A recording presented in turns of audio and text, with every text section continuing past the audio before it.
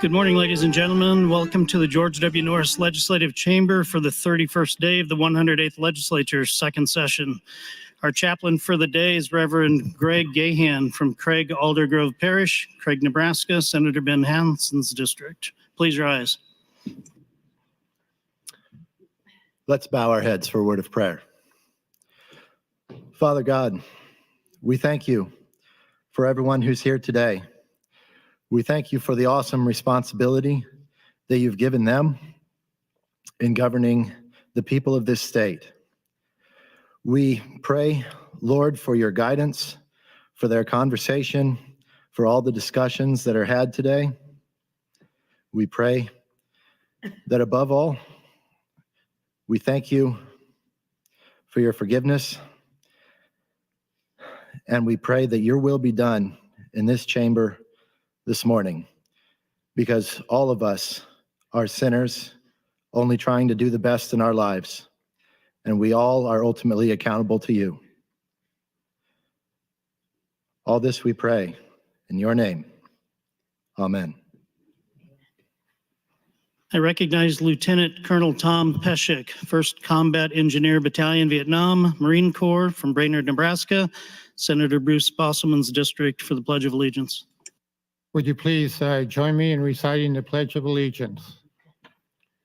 I pledge of allegiance to the flag of the United States of America and to the republic for which it stands, one nation, under God, indivisible, with liberty and justice for all.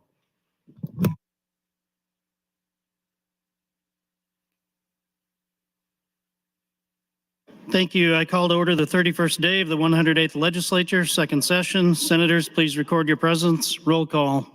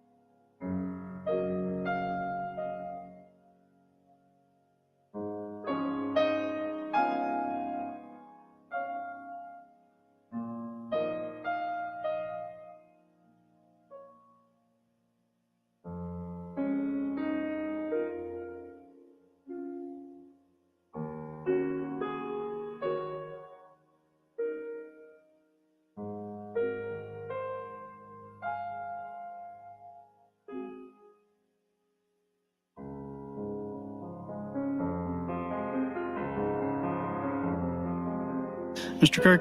Clerk, please record. There's a quorum present, Mr. President. Thank you, Mr. Clerk. Are there any corrections for the journal? I have no corrections this morning.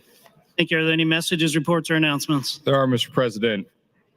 A reference report concerning 2 appointments, one to the Nebraska Brand Committee as well as one to the Aeronautics Division. Additionally, a communication from the governor concerning an appointment of Stephen Bly to the Boiler Safety Code Advisory Board, as well as Jeanne Salerno to the Nebraska Arts Council. Your Committee on Education, chaired by Senator Merman, reports Legislative Bill 835, 1201, 1306 as placed on general file. Additionally, your Committee on Agriculture, chaired by Senator Holland, reports Legislative Bill 1207 and 1313, as well as 1368 to general file. Notice of committee hearing from the Revenue Committee. New A bill, Senator Sanders, Legislative Bill 771A. It's a bill for an act relating to appropriations. Appropriates funds to aid in the carrying out of the provisions of Legislative Bill 771 and declares an emergency. Additionally, new A bill from Senator Brewer, Legislative Bill 1394A. It's a bill for an act relating to appropriations. Appropriates funds to aid in the carrying out of the provisions of Legislative Bill 1394. Finally, Mr. President, a notice that the Revenue Committee will be holding an executive session when the Revenue public hearing concludes before 5 this week. Revenue Committee exec session at the conclusion of this week's public hearings. That's all I have this time, Mr. President. Senator Boslin would like to recognize Dr. Marlon Weiss of Lincoln, who's serving as the family physician of the day.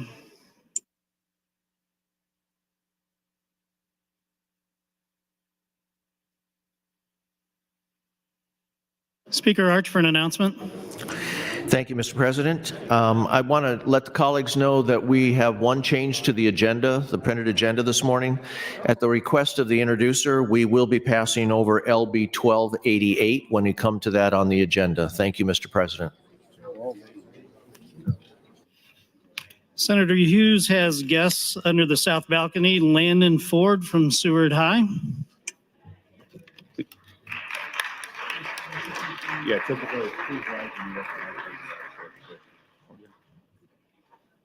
And Senator Bosselman has a guest under the south balcony, Gretchen Peshek from Brainerd, Nebraska. Please stand and be recognized.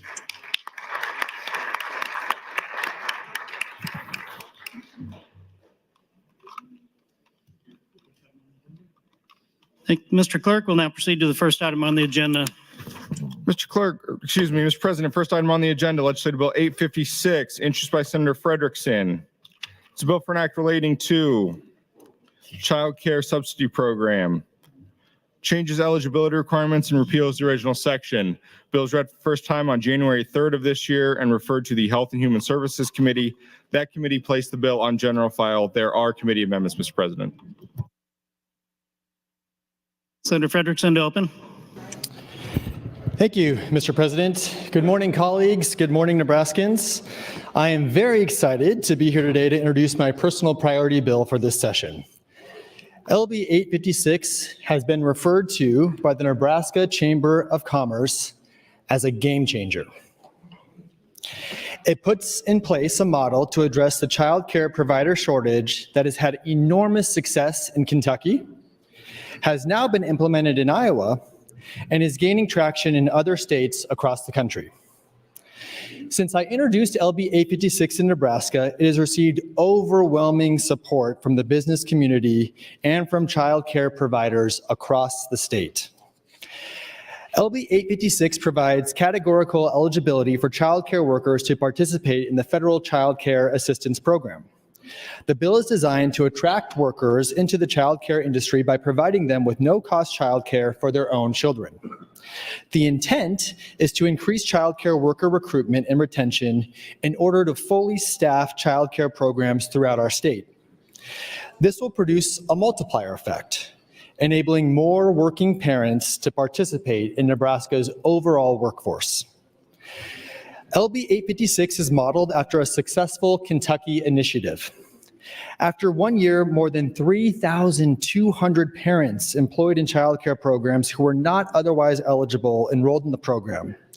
Approximately 5,600 children are now receiving subsidized childcare as a result. Adjusting these figures proportionally for Nebraska, assuming we see similar adoption here, this categorical eligibility will mean 2,175 parent providers into the child care workforce. With research showing in Nebraska that each worker provides care for 8 children, this bill would create stable care for more than 16,000 children in our Nebraska workforce. The LB 856 concept is simple and measurable. More workers recruited and retained in our childcare workforce means more children served and more workers into our overall economy. According to a statewide survey commissioned by University Extension and We Care for Kids, 34% of parents with children under 5 reported refusing a work opportunity, a promotion, or change because of childcare costs. It is no secret that the childcare is one of our top challenges in workforce development here in Nebraska. Other states are quickly working to adopt the Kentucky model to increase childcare in their states, including some of our neighbors. Iowa, under Governor Kim Reynolds, has already initiated its own pilot program starting in July of last year, which allows the childcare workforce to apply for the Child Care Assistance Program for their own children. The same exact proposal that I am making here today. We have also seen indications that Colorado is already working on the same kind of eligibility for its childcare workers. So it is becoming even more urgent that we move forward to create this eligibility as we compete for workers with our neighboring states. In bringing LB 856, I've met with a vast array of stakeholders. The response has been universally positive. I am gratified by how many people from all across our state have weighed in with their personal stories in the online comments. In fact, and this really impressed me, we organically received supportive testimony online representing 31 of the 49 legislative districts. That was a mind blower because that shows true statewide support of this plan. I met with Governor Pillen last year prior to introducing the bill. I also met with the governor recently and have communicated with members of his staff. I appreciate greatly the governor's commitment to addressing our state's childcare issues. One area of feedback that I was very happy to receive from the governor's office was the importance of making sure we have a solution that works both for large and small childcare centers, as well as family childcare providers. The governor's office wanted to make sure we weren't picking winners and losers, so to speak, and I agreed. As a result, the committee amendment, AM 2510, which we'll learn about shortly, ensures opportunities for all child care providers. The amendment addresses the issue that family providers in small centers often face as it relates to care of their own children. Currently, these providers, especially in rural parts of our state, are often not able to receive subsidies due to a DHHS rule that limits the ability to receive subsidies for care of their own children.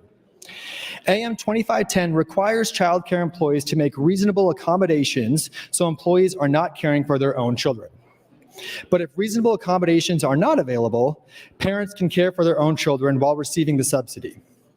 So AM 2510 will ensure equitable treatment of providers and keep us in compliance with federal child care subsidy rules. The amendment also adds a requirement that DHHS submit an annual report to the legislature so that we can measure the impact of this legislation across the state.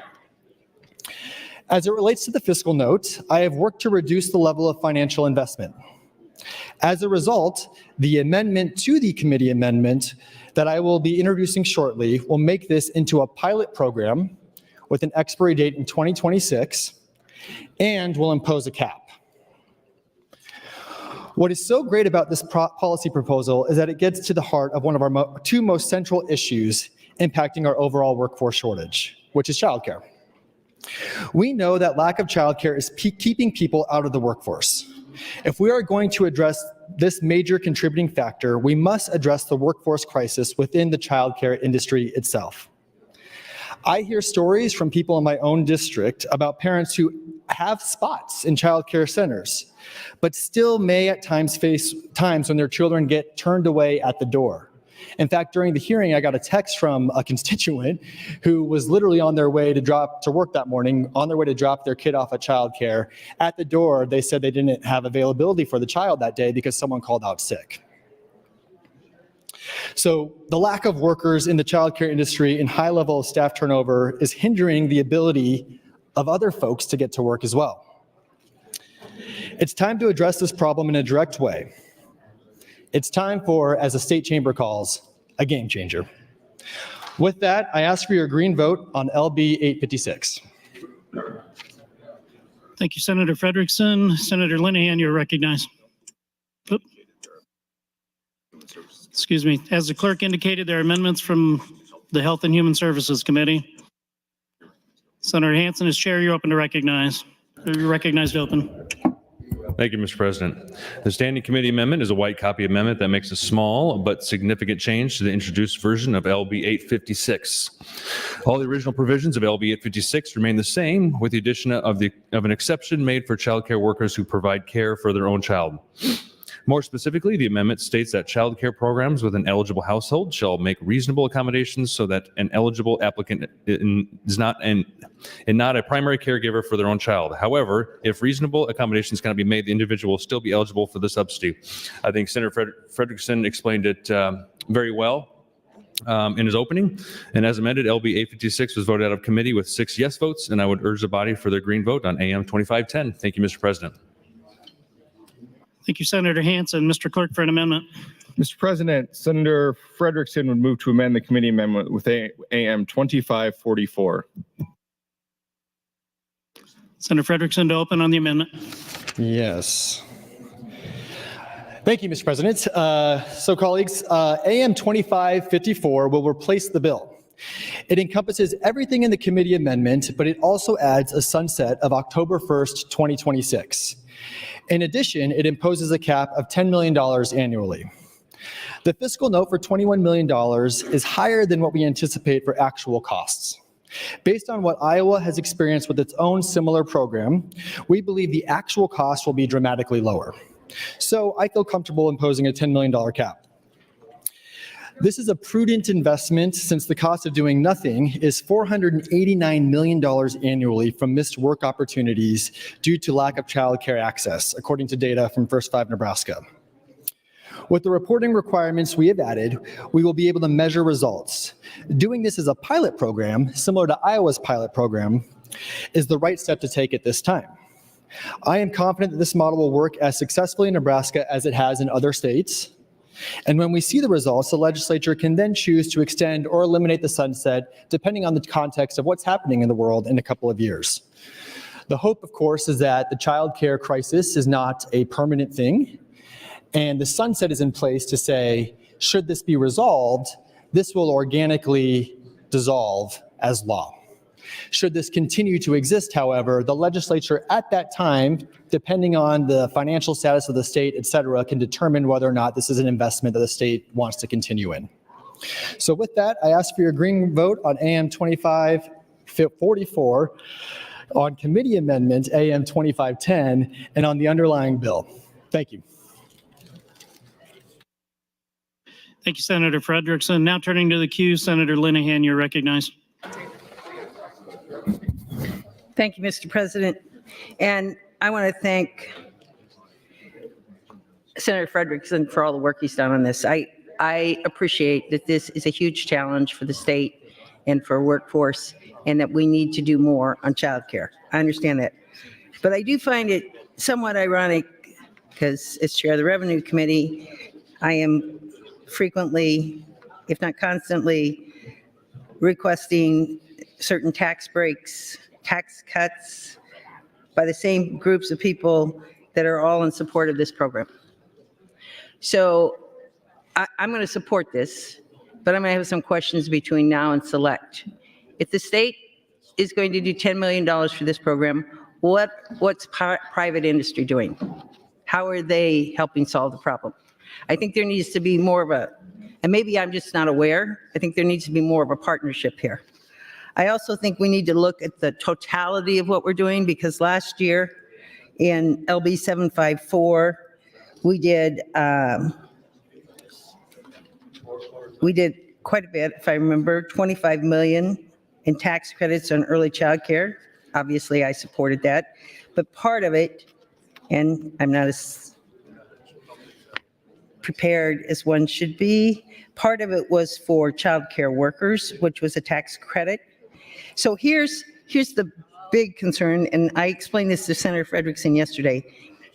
If you've got 2 kids and we get the childcare wages up to match McDonald's or fast food, which is $20 an hour, 25 in Denver, evidently $25 an hour, where do we go when you're making more money in a childcare if you're not having to pay for childcare? Because the way I understand, there's no limit on family income here. If you're not having to pay for, so let's say you're young, you got 2 children in childcare, that's $24,000 a year. You're going to get that for free, so that's $24,000 tax-free, versus the teacher who's in the same kind of, but by the time their take-home pay is maybe $32,000, $33,000, but they're paying $24,000 for daycare. You're not going to have it. You're going to have teachers going into daycare, which would be the right financial decision. I just think between now and select, we've got to look at how this part fits into every other problem we've got, which is a teacher shortage, daycare providers, making sure that we're not taking from one pot, taking a problem we already have with the teacher shortage and making that bigger while we're solving this problem. Those are just some things I would like to talk to Senator Frederickson and the rest of the legislature about before this goes to select. Thank you, Mr. President. Thank you, Senator Linehan. Senator Dorn has guests in the north balcony, 16 individuals from the Leadership Beatrice with Beatrice Area Chamber of Commerce. Please stand and be recognized.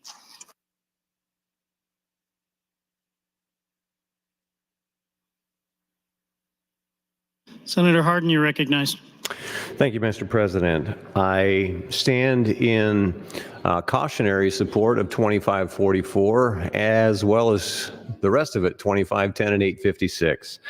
As some of you in this building know, I am a co-owner of a child care center in Colorado.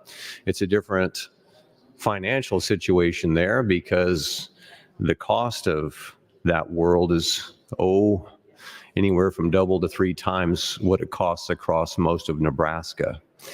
What I can say, though, is despite the overall differences in those costs, there are experiences to learn from. One of them is an echoing of what Senator Linehan just pointed out, and that is even when you have a sunset like 2544 points out, what then, what next? Will owners of the centers here in Nebraska be able to continue that with the new expectation? That's an important question to ask because it also has to do with the longevity of the industry. One of those challenges, of course, is that when government pays for something, it makes it expected. In fact, it does in fact turn into an entitlement. What we are hatching here is a new entitlement. We always say to one another, let's not do something that creates an ongoing expense that we never see an end date to. And that's my fear here, is that we're doing exactly that. I can tell you that in my center, we pay currently $120,000 a year we pay for it. You can't not pay for it. The children of your workers to go there for free. If you don't do that, you don't get a worker. It's that simple. And so that is a hardship for a company. What I would suggest, though, in the cautionary tale is that when you allow the government in and they're going to pay that cost for you, that sounds welcoming. There's lots of chocolatey goodness with that. The unfortunate thing is that it comes not with strings, but with tentacles attached. They will then also begin to dictate other things that your business is allowed to do and not to do. And you realize that there's a fine line between your business and the personal lives of the people you serve, those families. The families themselves may not be real fond of the government's involvement inside that room. We essentially are a surrogate for the families. We live in a world where mom and dad both have to work. They have to work because they like really crazy things like food, clothing, and shelter. But that said, it costs so much money, and there's no doubt Nebraska, like every other state, suffered the ravages of nationally what is about 16% of the child care centers closing. By the way, most of those centers that closed were independent centers like mine, not the big corporations. You didn't ask for it, but I'll offer it anyway. 6 of the 7 largest child care entities in the United States are foreign-owned. Let that sink in. And so independent centers really do have the ability to provide the best care. And so we have to protect them. The long-term game is what I'm cautioning about. And when the government gets involved at the state level, 1 minute. or at the, thank you, Mr. President, or at the federal level, the challenge is that they will continue to control, they will angle, they will manipulate. And that is the caution that I bring. And I could cite a lot of examples of how it becomes very difficult to run a free and fair business for the people you serve in that context. Thank you, Mr. President. Thank you, Senator Hardin. Senator Jacobson, you're recognized. Thank you, Mr. President. Well, I rise in support of AM 2544, which Senator Frederickson has indicated that is a white copy amendment, so that would basically replace AM 2510 and LB 856 and really become the bill. I really like the enhancements that were done there. I do want to address maybe a couple of the issues that have been raised so far. I think that fundamentally, daycare is where it begins. Clearly, we have a nursing shortage, we have a teacher shortage, we have a shortage of daycare providers. We have shortages in every occupation out there. You pick the occupation, I'll tell you they need people. But if we need to begin at the right place, and I think we begin with childcare because that's the first impediment to get people back to work.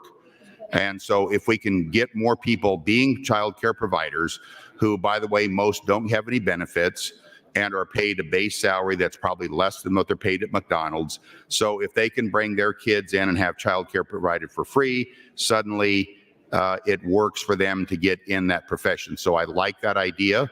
I like the sunset because I still believe that we're at a point right now where we're going to work through, we're still working off the pandemic. We need to get more people back to work. And once we get people back to work, and that might include going through a recession in the meantime, that we're going to be in a much better position a couple years from now than we are right now. I would also tell you, as it relates to teachers, having been a teacher many years ago, as frightening as that thought may be, many years ago when I was a teacher, one of the benefits of being a teacher is once your kids are school age, when you're in school teaching, your kids are there too. And in the summer months when you're off, they're off. So they don't have the child care burden that other occupations have. And so I think that is an advantage that they have. Nurses, on the other hand, it's a different story. And so, and I would also like to address a little bit Senator Linehan's concerns about what do employers need to do. I can tell you from our company's standpoint, we're there to help provide some kind of subsidy if necessary to be able to help key employees or employees to be able to afford to utilize childcare and still be employed. I think more employers are going to have to be looking at that as well, but we first have to begin with having sufficient numbers of childcare workers and sufficient childcare facilities available. That's what I love about this bill. I want to thank Senator Frederickson for bringing it. I'm in full support of 2544 for those reasons. Thank you, Mr. President. Thank you, Senator Jacobson. Senator Dorn, you're recognized. Thank you. Thank you, Mr. Chairman. I too, like Senator Jacobson, probably stand up in support of Amendment 2544 and generally the bill, but I do have some questions here as I read the bill, as I read the white copy. Would Senator Frederickson yield some questions? Senator Frederickson, will you yield? Yes, of course. Okay. Trying to understand for sure, how does, I understand that you have to be a child care worker, private or under somebody else. How do they claim, I call it this payment, or is it on their income tax when they file income tax? Is it a payment from the state? How is that paid out? Yep. So thank you for that question, Senator Dorn. So the way this bill works is that it creates a categorical eligibility for the federal child care subsidy. Essentially, if you are a direct child care provider working a minimum of 20 hours a week or more in direct child care, you're considered what's called a protected population under this bill. So your income is no longer determined as a factor in determining your eligibility for the federal child care subsidy. Read that part, yeah. Yep. So in other words, the way that they would apply for this would be the way that they would similarly apply for the federal child care subsidy, and the payment would be in the same mechanism that currently exists. But let's suppose they qualify then. How do they end up, I call it end up with the money? How does the money come back to that person then? Is it a direct payment?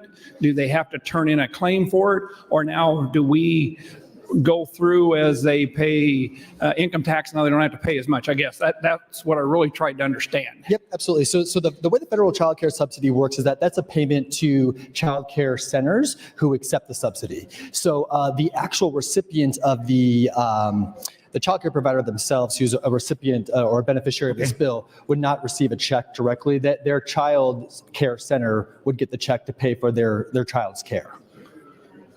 So then it goes back to the family itself. The money ends up in the hands of the family, or does it end up in the child care worker?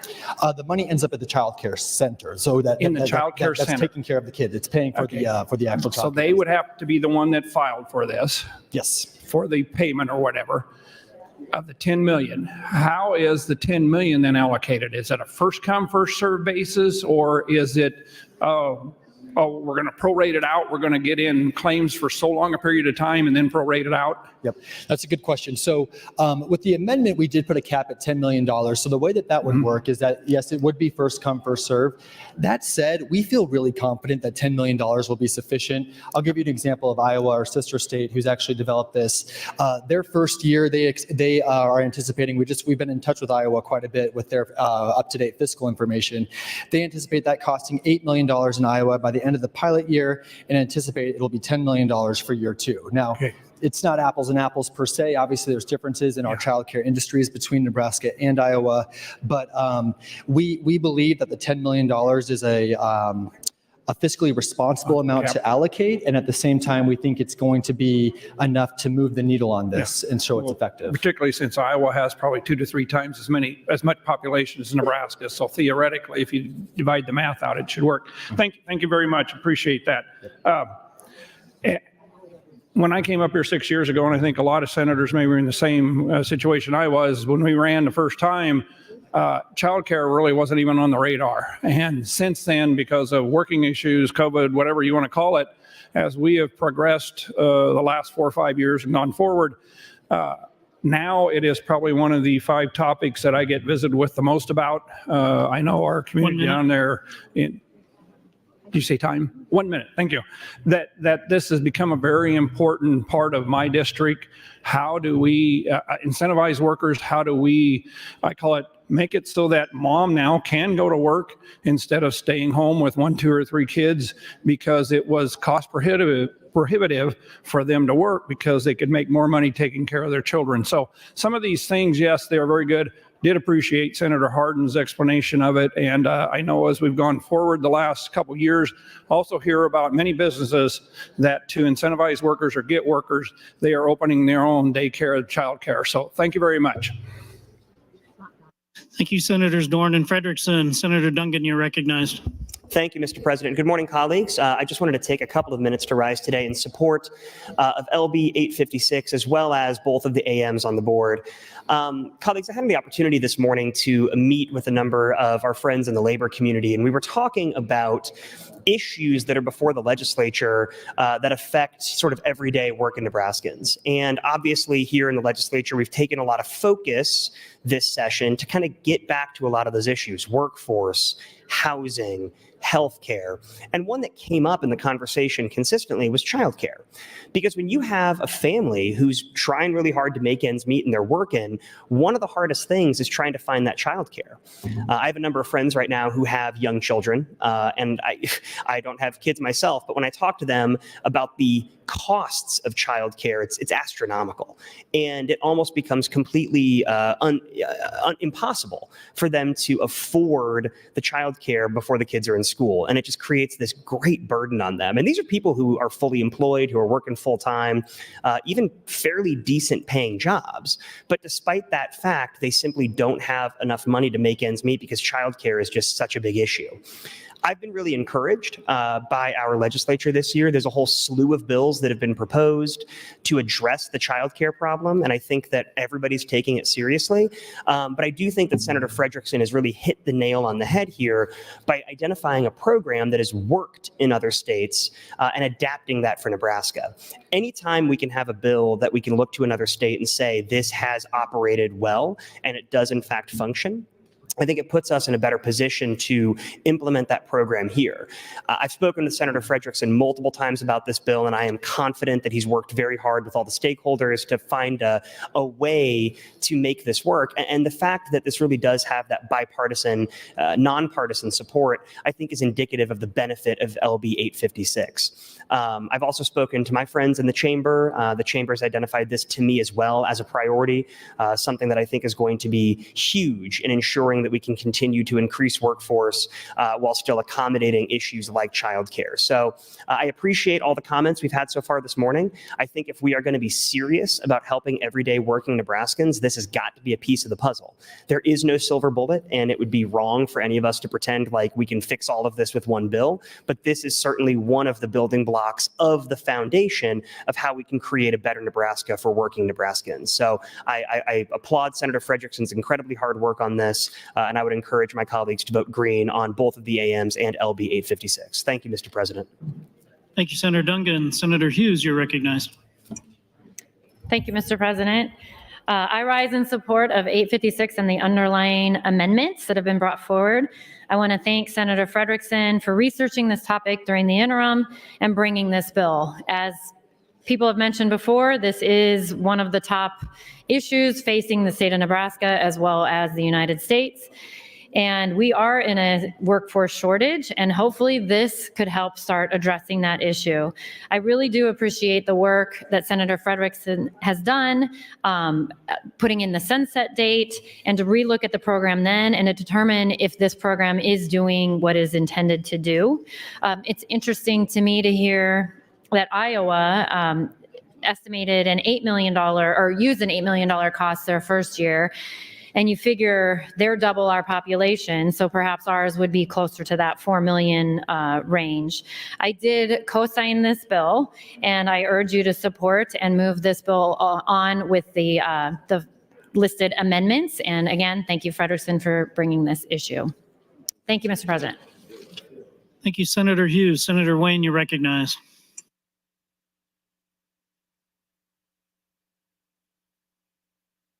Thank you, Mr. President. Sorry, I was in a deep conversation about property tax relief back here. So now I wasn't ready to speak on this, but should I talk about property tax relief? There is a very simple solution on property tax. We should legalize marijuana and tax the heck out of it. Missouri last year just did $1 billion in sales. That's a lot of revenue we can have. But anyway, I was going to ask Senator Hardin to yield to a question now that I'm back on my bearings. Senator Hardin, will you yield to a question? I would like to. So Senator Hardin, I was slightly confused because I was back here having multiple conversations, but I noticed that you voted no in committee, but then you spoke, and I wasn't sure if You had said you were cautioned, but I wasn't sure if the amendment by Senator Frederickson has alleviated some of your concerns. It alleviates some of my concerns. What happened in committee is that 2544 was not yet reality, and we were told it would be forthcoming. Here it is, and that's helpful. I'm still not in favor of the overall package for the reasons I articulated earlier, Correct. as well as echoing what Senator Linehan had to say, and that is the long game of what does this accomplish, which is essentially a new entitlement.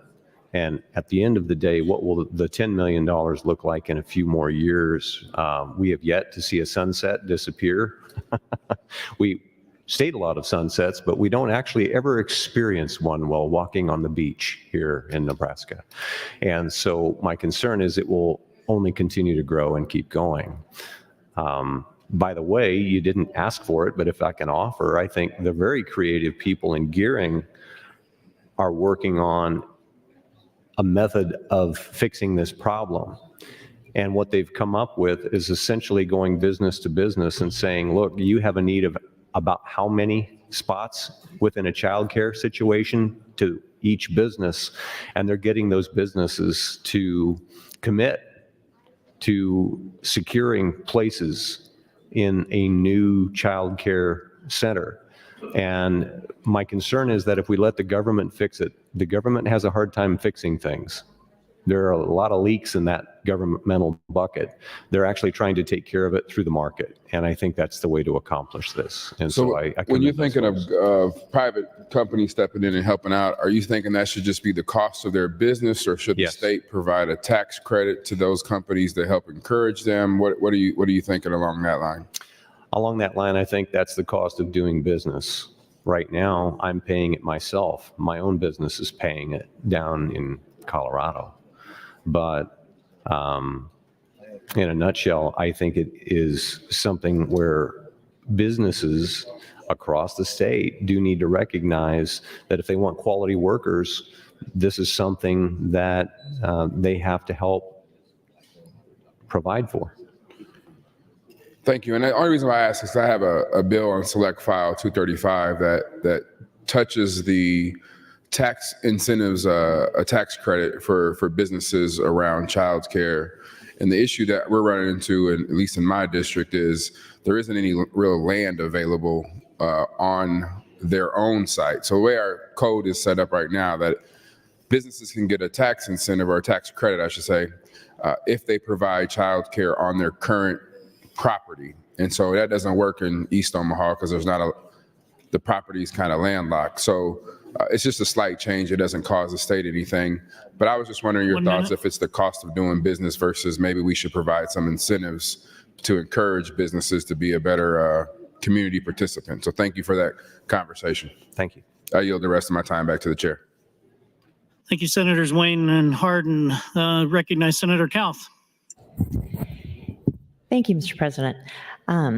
I'm currently a no on this bill. I'm still trying to sort through it. I'm very pleased that the $21 million is off the table because that was just a shock. I have concerns about the state paying for what is in essence an incentive for businesses to attract talent. As I've talked to people who own childcare centers, they've always said, well, yeah, your kid coming with you is part of the deal. That's why they went.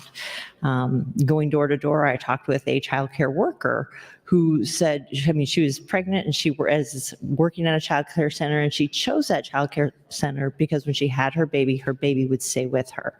That was part of what attracted her to that specific business. So I have concerns about the state suddenly messing with what could be incentives to attract good employees. Again, I'm really glad the amendment came in. That changes how I'm looking at it. I still have concerns. I really like the bills we passed last year, the child care worker tax credit, where we pay directly to child care workers so that they can choose what to use their money for. Again, I see this as something as a business incentive, and I'm just not sure where I stand on the state paying for businesses to attract workers. I'm going to keep listening to the discussion, but as of right now, I'm a no. Thank you. Thank you, Senator Kauth. Senator Erdman, you're recognized. Thank you, Mr. President. Good morning. So listening to the discussion this morning, I think I'm in the same camp as Senator Kauth. This is a situation that needs to be dealt with. Not sure that this is the correct method, but I was wondering if Senator Frederickson yielded a question. Senator Frederickson, will you yield to some questions? Yes, absolutely. Senator Frederickson, is there a sunset on this? There is, yes. What is it, 2 years? October 1st, 2026. So if this program is as successful as you say it is, and we get to that point, it will be nearly impossible to sunset this program. Would you agree? I don't know if I do agree with that. There's a lot that can change in that time period. I mean, the hope is that the childcare crisis that we're in right now is not a permanent issue for our state. We can look to our sister states who have implemented this. So Kentucky, for example, the success they've had under Governor Kim Reynolds. Iowa's doing this. We actually just learned this week, Governor Huckabee Sanders in Arkansas is supporting this program as well. So what's happening that we're seeing nationwide is that this is something that's actually working to address the issue.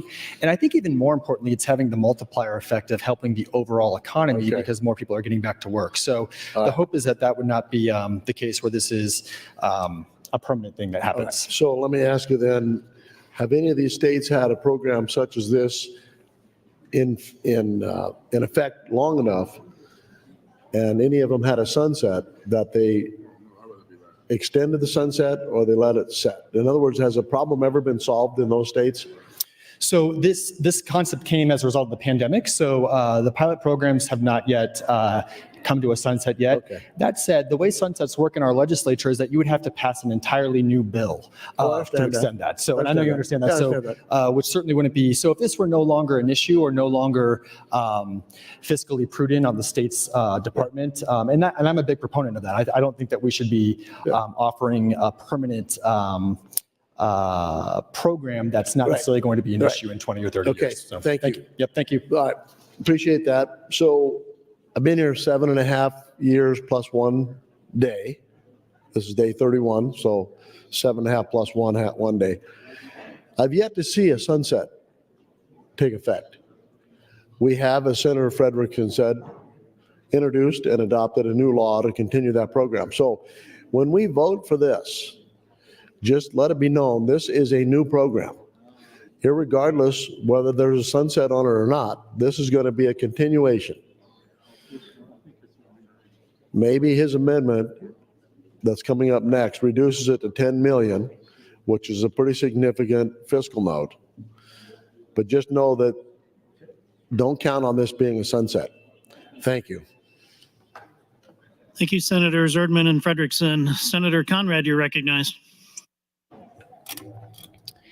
Thank you, Mr. President. Good morning, colleagues. I rise in support of my friend Senator Frederickson's bill and his personal priority bill for this year, and thank him for introducing this important measure.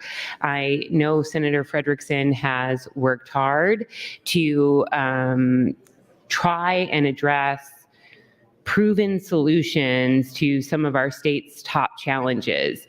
And those sit, the intersection of some of those challenges sit at the forefront of LB 856. So we know from ongoing conversations across the state, across the political spectrum, business leaders, union leaders, working families, bankers, home builders, teachers. We know from our own experience talking to folks at our town halls and going door to door on the campaign trail that workforce is our #1 challenge in Nebraska, and that childcare, access to childcare, is one of the most important solutions attendant thereto. And so I know as a working mom with 2 little ones, how expensive access to quality childcare can be, and how hard it is for so many families who are working hard and playing by the rules and still finding it challenging to access care because there's either a lack of workforce to staff those centers or it's priced out of reach for far too many families. And I think it's really important to remember a couple of key statistics in regard regards to this debate. Number one, we know from the Planning Committee report shared by my friend Senator DeBoer and the membership of a diverse group of senators in this body put forward a really important report that shows Nebraska is number one, friends, number one in the amount of adults that work full-time year-round and are living in poverty. So we have to have a clear-eyed look at that statistic and figure out how we can address those issues. We also need to remember, and related exactly to that point, that Nebraska consistently ranks at the top or near the top in the amount of both parents working outside the home, and particularly women working outside of the home. And this is part of who we are in Nebraska, with a strong work ethic. And so we have to be thoughtful about anything that we can do to improve access to childcare. It's about economic development. It's about workforce challenges. It's about ensuring healthy, thriving families. And I think that this measure goes a lot of steps in the right direction to improving our childcare access issues that exist, and supporting working families who are the backbone of our state and our economy, and that need a little bit of help in this regard. The other thing that I think is interesting about childcare, not only does it have significant economic development impacts behind it, but I also see childcare as a key reproductive justice issue. And when I was out knocking on thousands and thousands of doors, talking to my friends and neighbors in North Lincoln, when and if we had those hard conversations about maybe having a different point of view, thank you, Mr. President, on certain aspects of reproductive health and reproductive justice, we could almost always find common ground together after we respected each other's beliefs in that regard on family planning and on childcare and things of that nature. So I think we really, again, need to lean into those solutions that not only are good for families and economic development, but that also advance reproductive justice as well. Thank you, Mr. President. Thank you, Senator Conrad. Mr. Clerk, for announcement. Thank you, Mr. President. Announcement: the Exec Board will meet in room 2102 at 10 o'clock a.m. for an executive session. Exec Board exec session in room 2102 at 10 o'clock. Thank you, Mr. Clerk. Senator Vargas would like to recognize 30 individuals in the north balcony from the Nebraska Civic Leaders Program from Omaha Public Schools. Please stand and be recognized.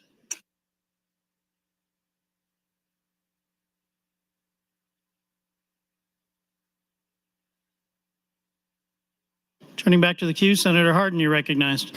Thank you. Someone just asked me this question: how much will this cost per child? And the answer is it depends.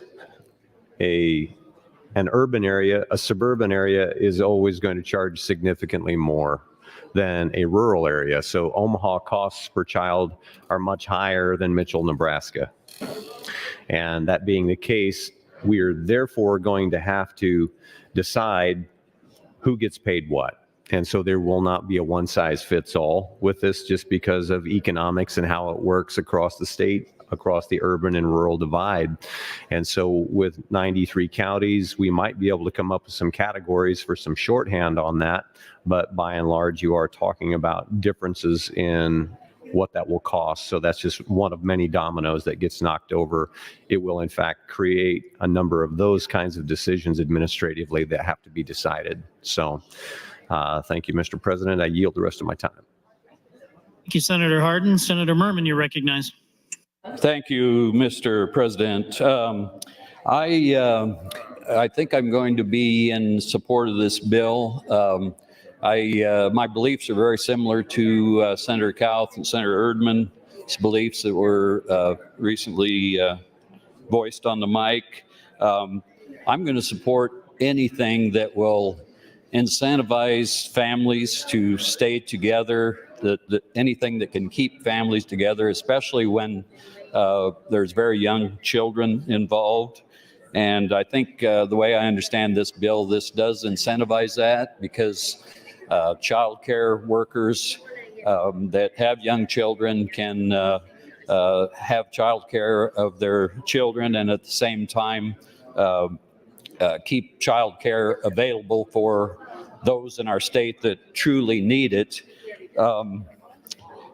I don't think I will support, or I know I won't support any bills that pay or incentivize families to send their kids to child care, because as I said, the best thing for our society, for families, is to spend as much time, and it's only a few years that families have very young children. So I want to incentivize them to stay at home with their children, or be with their children as much as possible.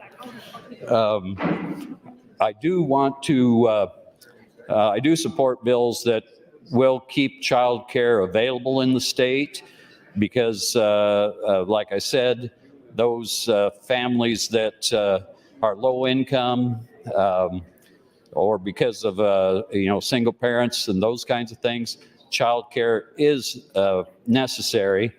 But as far as economic development, I'm not as excited that way, because I do think the family is much more important than how well our state does financially, even though that's important too. And as far as should government support child care or businesses, I think ideally the business should support child care, because if it can be worked out that the child care is available in the business, that way the worker that has children in the child care can stay or be with their kids as much as possible. So that's a good thing. And of course, I am concerned about any kind of government interference with child care. I think the best determinant of what's best for kids is the parents and the family. So I don't want to do anything from the state or federal levels that will interfere with the parents determining what's best for their own family. So I think I will support this bill. But as far as incentivizing families that are well enough off financially to send their kids to child care, I won't support that. But we do need child care in the state. I do realize that for those who truly need it. And so if the family is having their kids in child care because of needs and not just wants, I know that that's something that's needed. So I just wanted to voice my concerns about this bill about child care, but at the same time, like I said, keep child care available and incentivize child care so that it is available, but not incentivize anything that will interfere with family structure or families being together as much as possible. Thank you very much. Thank you, Senator Merman. Senator Wayne, you recognize.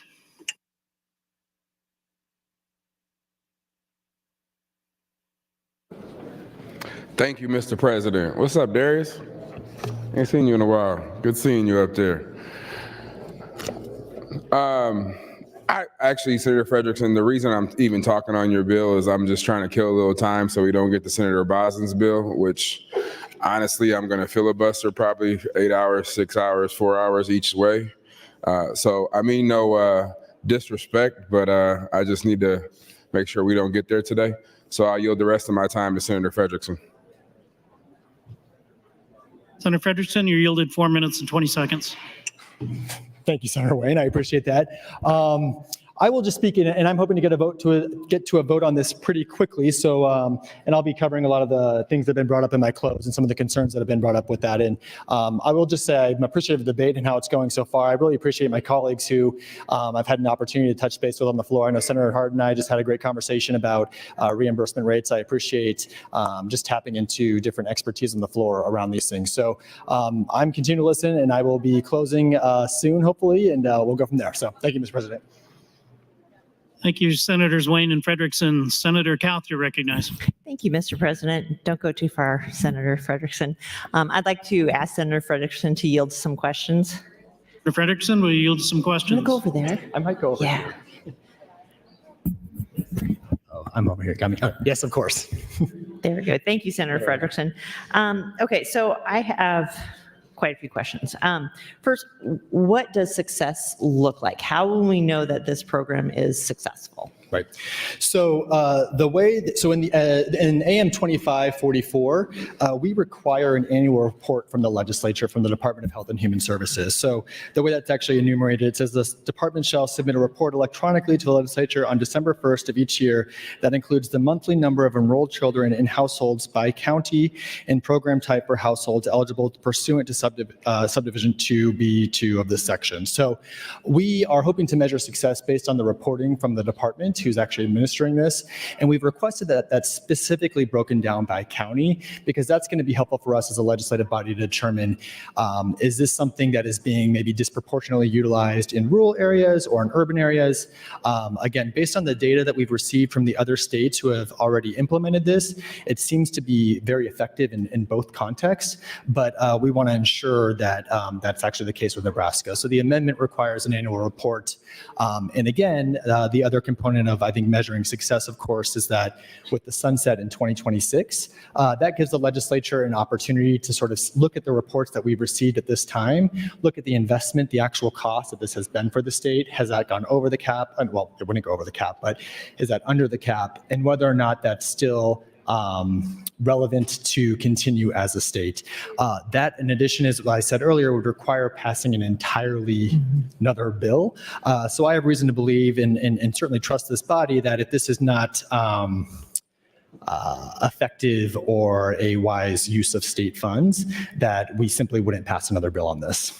Okay, so for part of the reporting, and this is probably getting into really nitty gritty, are you going to have anything that says, okay, here's how many people are using the service, but I'd also like to know how many kids are still not being served? Does that make sense? Like, is there a way to say, I mean, if we say, well, we've got 1,000 kids who are in the program, we don't know if that's 1,000 out of 100,000 or if that's 1,000 out of 1,001. I just want more clarification for that. Sure. And then this is getting really nitty gritty. As we look going forward, do you know what our birth rates look like? If we're talking about 0 to 5, helping these families out before they get to school, are we setting up a program that's going to be really big and get really kind of hooked on big government spending if we don't have the need? So to answer your question about how many children are utilized, so the way the Department of Health and Human Services issues reports currently is they enumerate the benefits that are given. They enumerate what type of benefit, how, so they have the data on the actual provisioning of their benefits. In terms of how many children are, I think you said, might be left out of this. Well, I think that that's bigger questions. We could look into some of, I know UNO has data population surveys that they can look at. I could check with DHHS if they look at general population trends. They might do that, and that's certainly something that I'd be open to including if the body felt that would be relevant to include in the report. Okay. Yeah, and as far as, looking at how many who are being served, is it actually fixing the problem? Yep. Is it a Band-Aid? Is it a good Band-Aid? Yep. There's a lot of information that we'll need to be gathering. Yep. Is there a a per person limit on the number of kids you can have? So say I have 4 kids. 1 minute. Thank you, Mr. President. Is there a per person limit? Is it per childcare worker, or is it per childcare facility? How does that exactly work? So the way the bill works is that it would provide, if you are a direct care provider, that you have your own children would have the categorical protected population eligibility. So yeah, if you have multiple children, then in theory, if they are utilizing childcare services, and they would qualify should you meet all the qualifications of the program. And real quick, what is the cost per child that you'll be paying to these childcare centers? So it would be the rate that the legislature sets for the childcare subsidy. Say that again? It would be the rate that the legislature sets for the childcare subsidy, the federal subsidy. So that's what this taps into. So that flat rate that we provide. So it's not based on, you have an expensive childcare center, you have a rule, it's not based on their individual rates. Yep. It's So based on, the federal childcare subsidy has a cap. So it's like this is the Time, maximum. senators. Thank you, Thank you. Senator Thanks, John. Kauth and Senator Frederickson. Senator McDonald has approximately 100 individuals in the South Balcony from the Nebraska State AFL-CIO, labor leaders from across our state. Please stand and be recognized.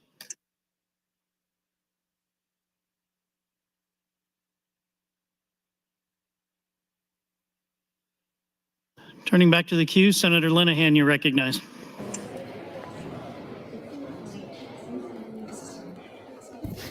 Thank you, Mr. President. Good morning again, colleagues. I just want to remind, and Senator Bostar, he's not here because they're in exec committee right now, I guess, and I also was looking for Senator Hansen if he's around. Last year in LB 754, which was the income tax package, there was comments yesterday, about when we were on inheritance tax, how last year all we did was do things for the wealthy, which is not true.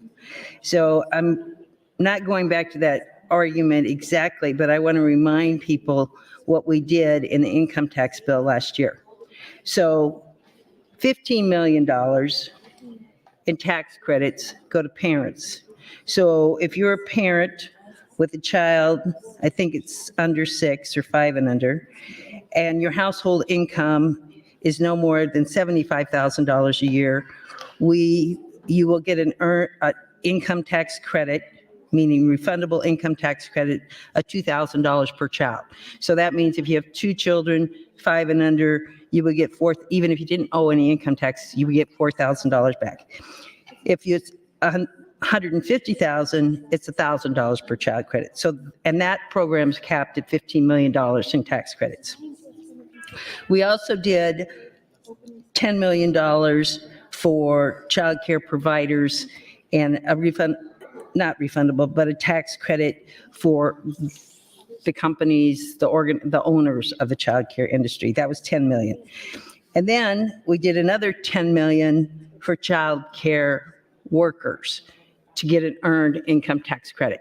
And it's not broken down in the fiscal note, but basically it says that if you're a child care worker, you can get a tax credit. So what I would like to see between now and select is all these programs laid on top of each other to see exactly what we're doing. Because I also, and Senator Hansen, I do see you. Could you yield to a question?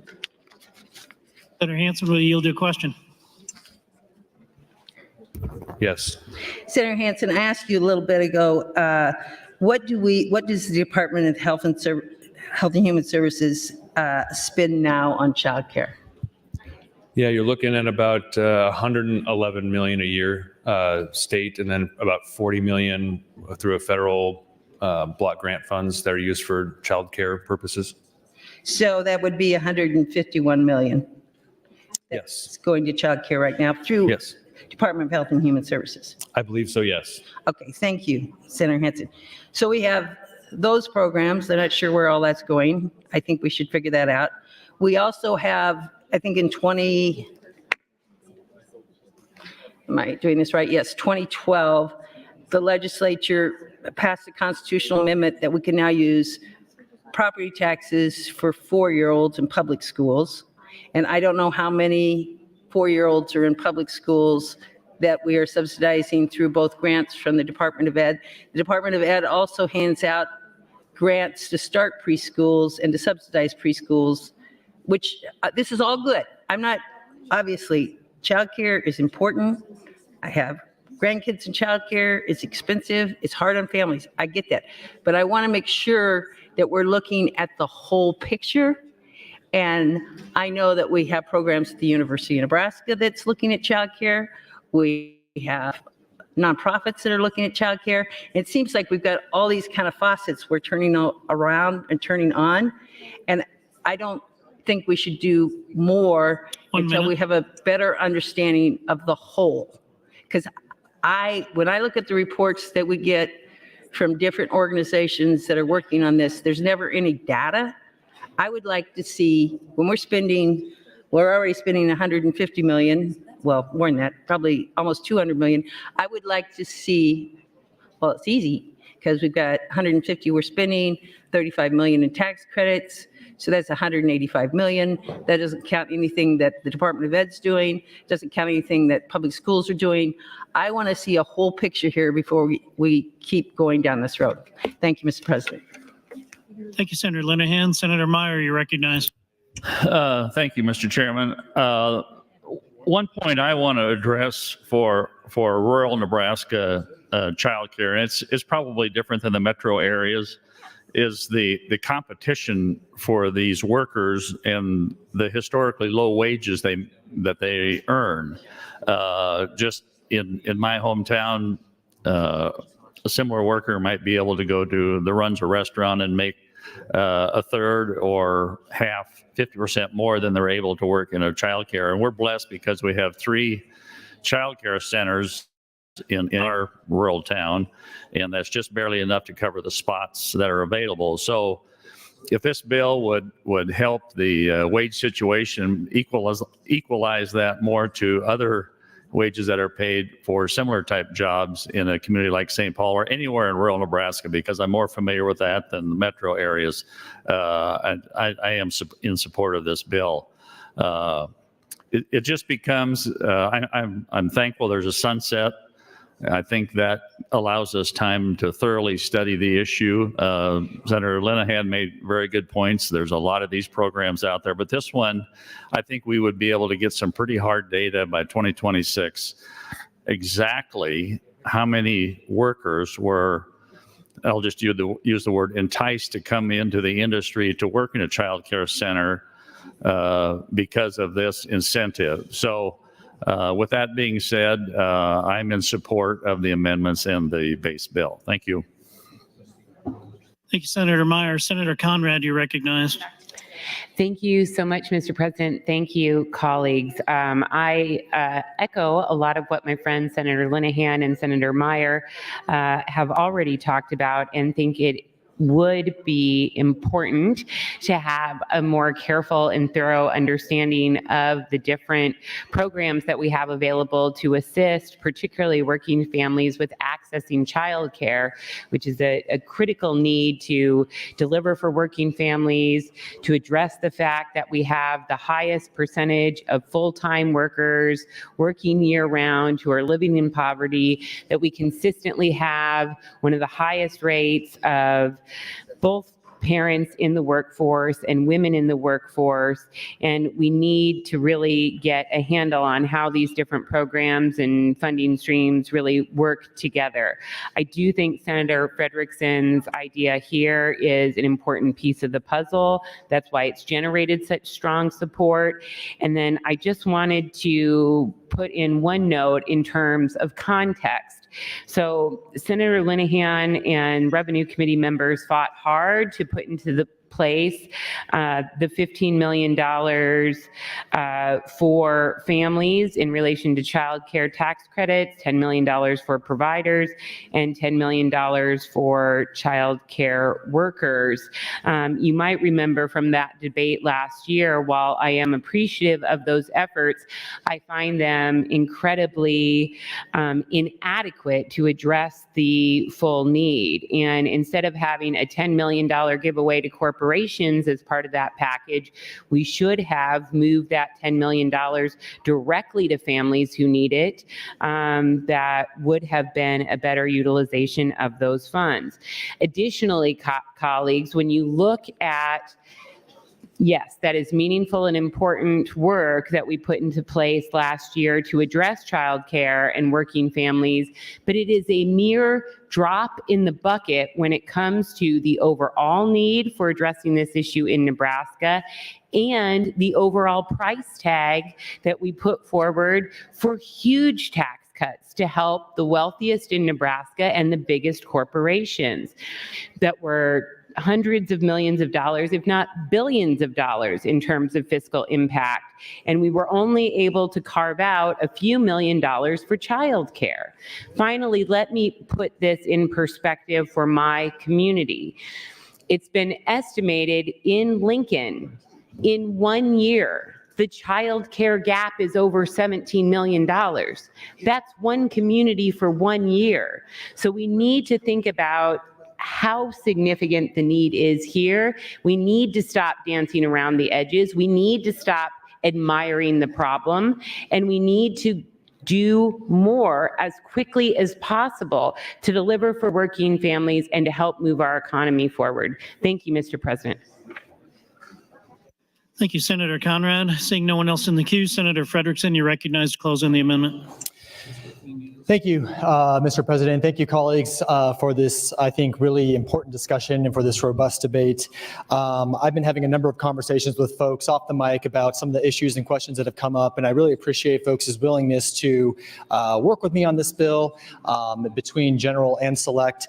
Senator Linehan's mentioned a handful of times. I know her and I spoke yesterday, and I think she has some valid concerns. I think that it's certainly responsible as a state to look at anything we're doing legislatively, especially something this significant, to look at it comprehensively in the context of everything we're doing in this dynamic. So I am totally open to changes to this bill between general and select. I mean, this is sort of like, this is no ego amigo. I mean, I think that this is something that we all agree on is a big issue as a state. It's been named as a #1 priority in our state by multiple different organizations. So I am more than happy to work with, and actually really looking forward to working with colleagues on cleaning this up between general and select to ensure that it makes sense for Nebraska and that it's robust. I do want to make a couple of points that got brought up in debate. There was a couple of folks have mentioned that businesses are already offering this, and some businesses are in fact offering this. But what we learned in the hearing and what we learned from online comments is that the vast majority of businesses in Nebraska are not offering this as an option. And frankly, those who are offering it as an option actually reached out supporting this bill, saying that they need this bill for support. So I think that that's sort of a compelling argument, but I think that if we look at the businesses that are offering childcare in our state, in Nebraska, they support this bill. They want this bill. They know that currently there is such a high scarcity of childcare providers. The reality is this bill, as we've seen in Kentucky, as we're starting to see in Iowa, as I imagine we're going to see in other states that are implementing this addresses the scarcity issue. So it becomes less of a concern with that. So I appreciate that. I also really appreciate the concern that this might become a permanent entitlement. That's certainly not the intention, and frankly, that's why there's a sunset on the bill. I think that's why sometimes there's this dynamic of fighting against sunsets. I'm totally open to a sunset. My hope is that we don't have a childcare crisis in 2 or 3 years. So the hope is that this bill mends the gap, addresses the problem. As we've seen in other states, it's addressed the problem effectively and efficiently. So I'm confident that the legislature in 2026 will be able to determine whether or not this makes sense to continue. Finally, I am super grateful to my colleagues, my co-sponsors of the bill. I'm grateful to the governor and his office for his interest in childcare and his willingness to meet and discuss this bill in ways that we can make it work for Nebraska. Special shout out also to the State Chamber, the Farm Bureau, the Platt Institute, and others who have all supported this bill. With all that, I ask for a green vote on, there's a lot on the board, so AM 2554, AM 2510, and LB 856. Thank you, Mr. President. Thank you, Senator Frederickson. The question for the body is, shall Amendment 2544 be adopted? All those in favor vote aye. All those opposed vote nay.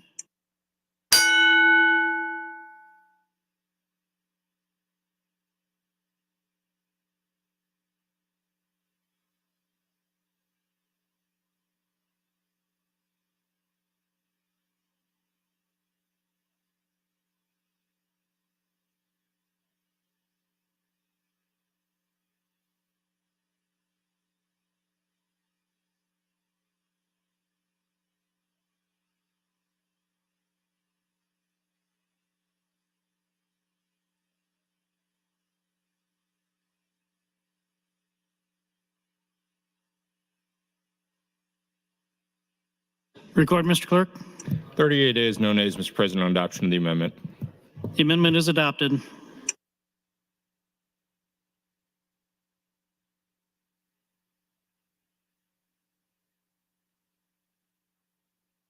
Seeing no one in the queue, Senator Hansen, you're recognized to close on AM 2510. Senator Hansen waives closing. Question before the body is, shall Amendment 2510 be adopted? All those in favor vote aye. All opposed vote nay.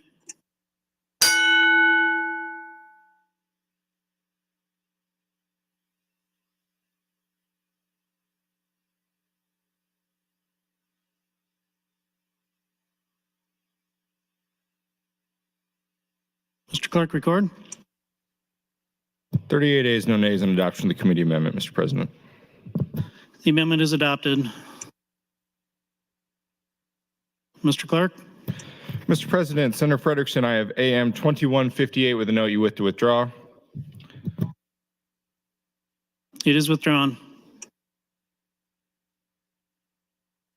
I have nothing further on the bill, Mr. President. Seeing no one else in the queue, Senator Frederickson, you're welcome to close on LB 856. Senator Frederickson waives closing. The question before the body is, shall LB 856 be advanced?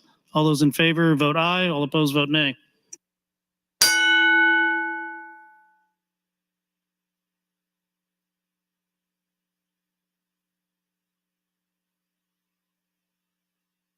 And then roll call reverse order has been requested. Mr. Clerk. Senator Wishart, voting yes. Senator Wayne, voting yes. Senator Walls, Senator Von Gillern, voting yes. Senator Vargas, voting yes. Senator Slama, voting yes. Senator Sanders, voting yes. Senator Reapy, voting yes. Senator Raybold, Senator Merman, voting yes. Senator Mosier, voting no. Senator Meyer, voting yes. Senator McKinney, voting yes. Senator McDonald, voting yes. Senator Lowe, Senator Lippincott, voting no. Senator Linehan, voting yes. Senator Kauth, voting no. Senator Jacobson, voting yes. Senator Ibaugh, voting yes. Senator Hunt, voting yes. Senator Hughes, voting yes. Senator Holcroft, voting yes. Senator Hardin, voting no. Senator Hansen, voting yes. Senator Holleran, voting no. Senator Frederickson, voting yes. Senator Erdman, voting no. Senator Dungan, voting yes. Senator Dover, voting yes. Senator Dorn, voting yes. Senator Decay, voting yes. Senator DeBoer, voting yes. Senator Day, voting yes. Senator Conrad, voting yes. Senator Clements, voting no. Senator Michaela Kavanaugh, voting yes. Senator John Kavanaugh, voting yes. Senator Brewer, voting yes. Senator Brandt, Senator Bostelman, Senator Bostelman, Senator Bostar, voting yes. Senator Boston, voting yes. Senator Blood, voting yes. Senator Ballard, voting yes. Senator Armendariz, voting no. Senator Arch, voting yes. Senator Albright, voting no. Senator Aguilar, voting yes. Vote is 35 ayes, no nays, Mr. President, on advancement of the bill. The bill advances.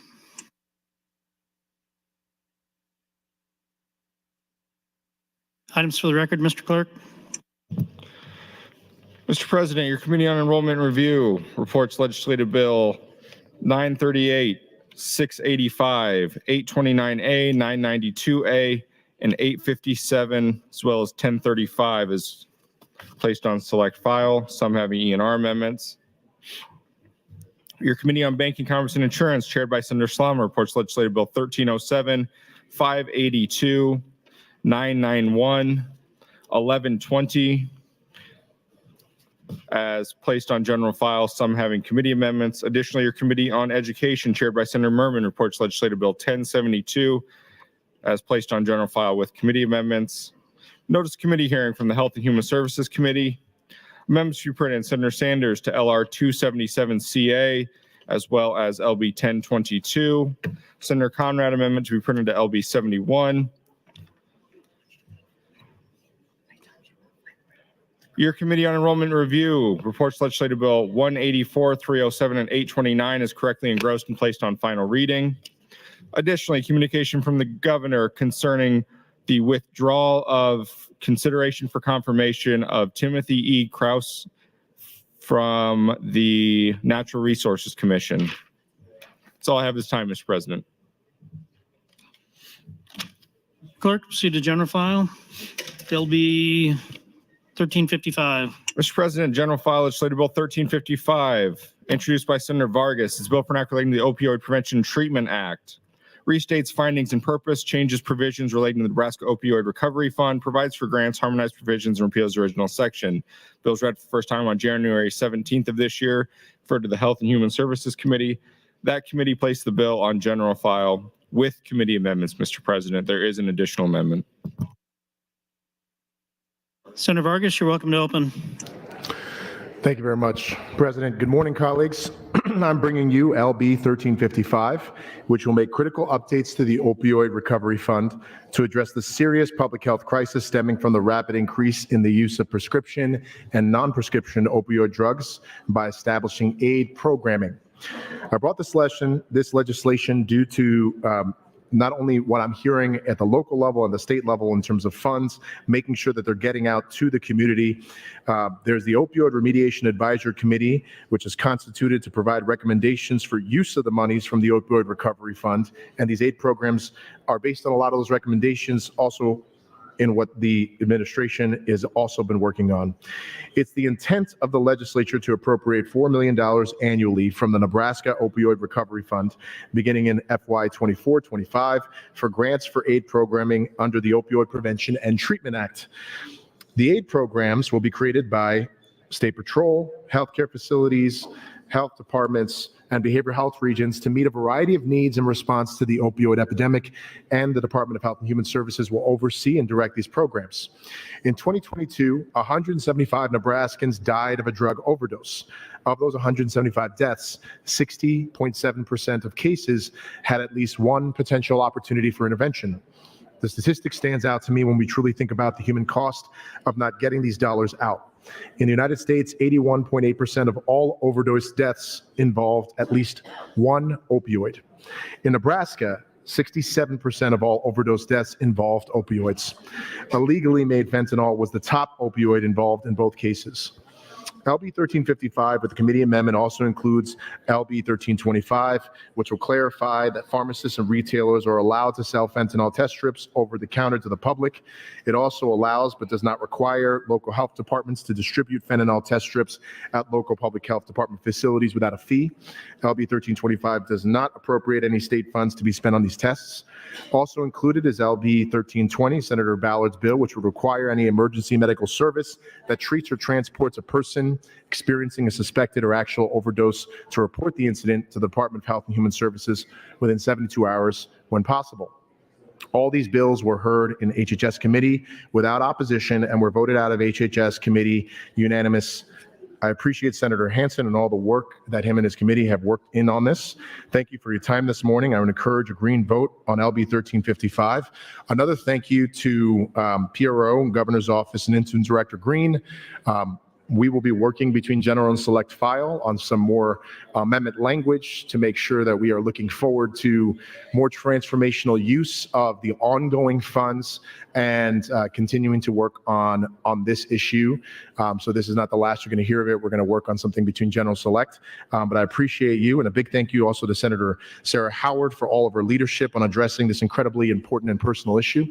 And just thank you, and I urge your green vote, and I'll talk about the amendments shortly. Thank you, Senator Vargas. As the clerk has stated, there are amendments from the HHS committee. Senator Hansen is chair of the committee. You're recognized to open on the amendments. Thank you, Mr. President. Yeah, I'll touch on some of the changes in the bill that the committee amendment brings that Senator Vargas mentioned. Standing Committee Amendment AM 2559 contains AM 2393 to LB 1355, LB 1325, and LB 1320. I'll touch on those here kind of towards the end. Right now, AM 2393 strikes the original sections of LB 1355. The committee amendment authorizes the Nebraska State Patrol Division of Drug Control to carry out duties pursuant to the Opioid Prevention and Treatment Act. adds to the purpose of the Opioid Prevention and Treatment Act remediation, including the creation of aid programs, and adds to legislative findings that the opioid epidemic in Nebraska is a serious public health crisis stemming from the rapid increase in the use of prescription and non-prescription opioid drugs, and then provides definitions. DHHS's administrative costs for the awarding of grants under the Act shall not exceed an amount equal to 10% of the grants awarded. Any funds appropriated or distributed under this Act shall be spent in accordance with the Act and the terms of any verdict, judgment, compromise, or settlement. DHHS is required to report on the grants awarded under the Act. Also, and kind of a little more of an important part of how this funding will kind of be distributed that Senator Vargas touched on. I'm sure he'll explain more. It is the intent of the legislature to annually appropriate from the Nebraska Opioid Recovery Fund beginning in fiscal year 2024-25. There's three parts to this here. So $3.5 million to DHHS to award grants through a local public health department aid program, as well as a healthcare facility aid program. It's a minimum of $500,000 to be awarded 90 days after the award of the grant. Second, $1 million to the Nebraska State Patrol to facilitate prevention efforts, provide for medication distribution and training activities, provide for opioid and fentanyl first responder training, and establish a corrections transition and reentry aid program. And that's another minimum of $500,000 to be awarded. And thirdly, $2.5 million to DHHS for disbursement to behavioral regions for opioid prevention and harm reduction. And so we also put two of the bills into this one as well that have to do with the opioid epidemic. In addition, AM 2559 amends LB 1325 into LB 1355. So LB 1325 was also introduced by Senator Vargas. It allows pharmacies to sell fentanyl strips for testing. Also, local public health departments may distribute these tests without a fee. And further, AM 2559 amends 1320 into 1355. This bill, introduced by Senator Ballard, requires mandatory reporting for emergency medical personnel that treat or transport someone experiencing an overdose. The report shall be done within 72 hours and sent to DHHS for submission in the Washington-Baltimore High-Intensity Drug Trafficking Area Overdose Mapping and Application Program or a similar program. And I think that's probably the longest committee amendment I've had to read so far. So there's a lot of stuff into it, and I encourage everyone to kind of pay attention and listen to what Senator Vargas has to say about the bill, and also the work that he's willing to do now between general and select file and working with the department and PRO. So thank you very much, Mr. President. Thank you, Senator Hansen. Mr. Clerk, for an amendment. Mr. President, Senator Vargas would move to amend the committee amendment with AM 2629. Senator Vargas, you're welcome to open the amendment. Thank you. We were working with drafters on a technical amendment. That's what this technical amendment is. It just makes sure that we're harmonizing the provisions related to where the cash fund is coming from and making sure that it actually can get funded. Again, this is not general funds. This is from the opioid recovery settlement funds. And so this is making sure that it actually can take from the appropriate cash funds. And so technical amendment we worked on with drafters, and appreciate your support of this amendment. Thank you, Senator Vargas. Turning to the queue, Senator Conrad, you're recognized.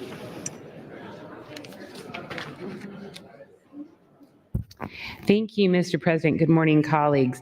I rise in support of the measure that my friend Senator Vargas has brought forward and the component parts in the Health Committee amendment that my friend Senator Hansen rightly introduced. But I want to raise a couple of global notes about this measure because it's something that I've been monitoring for a long time. So number one, the state's utilization of settlement funds just in general is something that I think we need to have a lot more discussion about and be a lot more engaged with from an appropriations perspective, from a legislative perspective.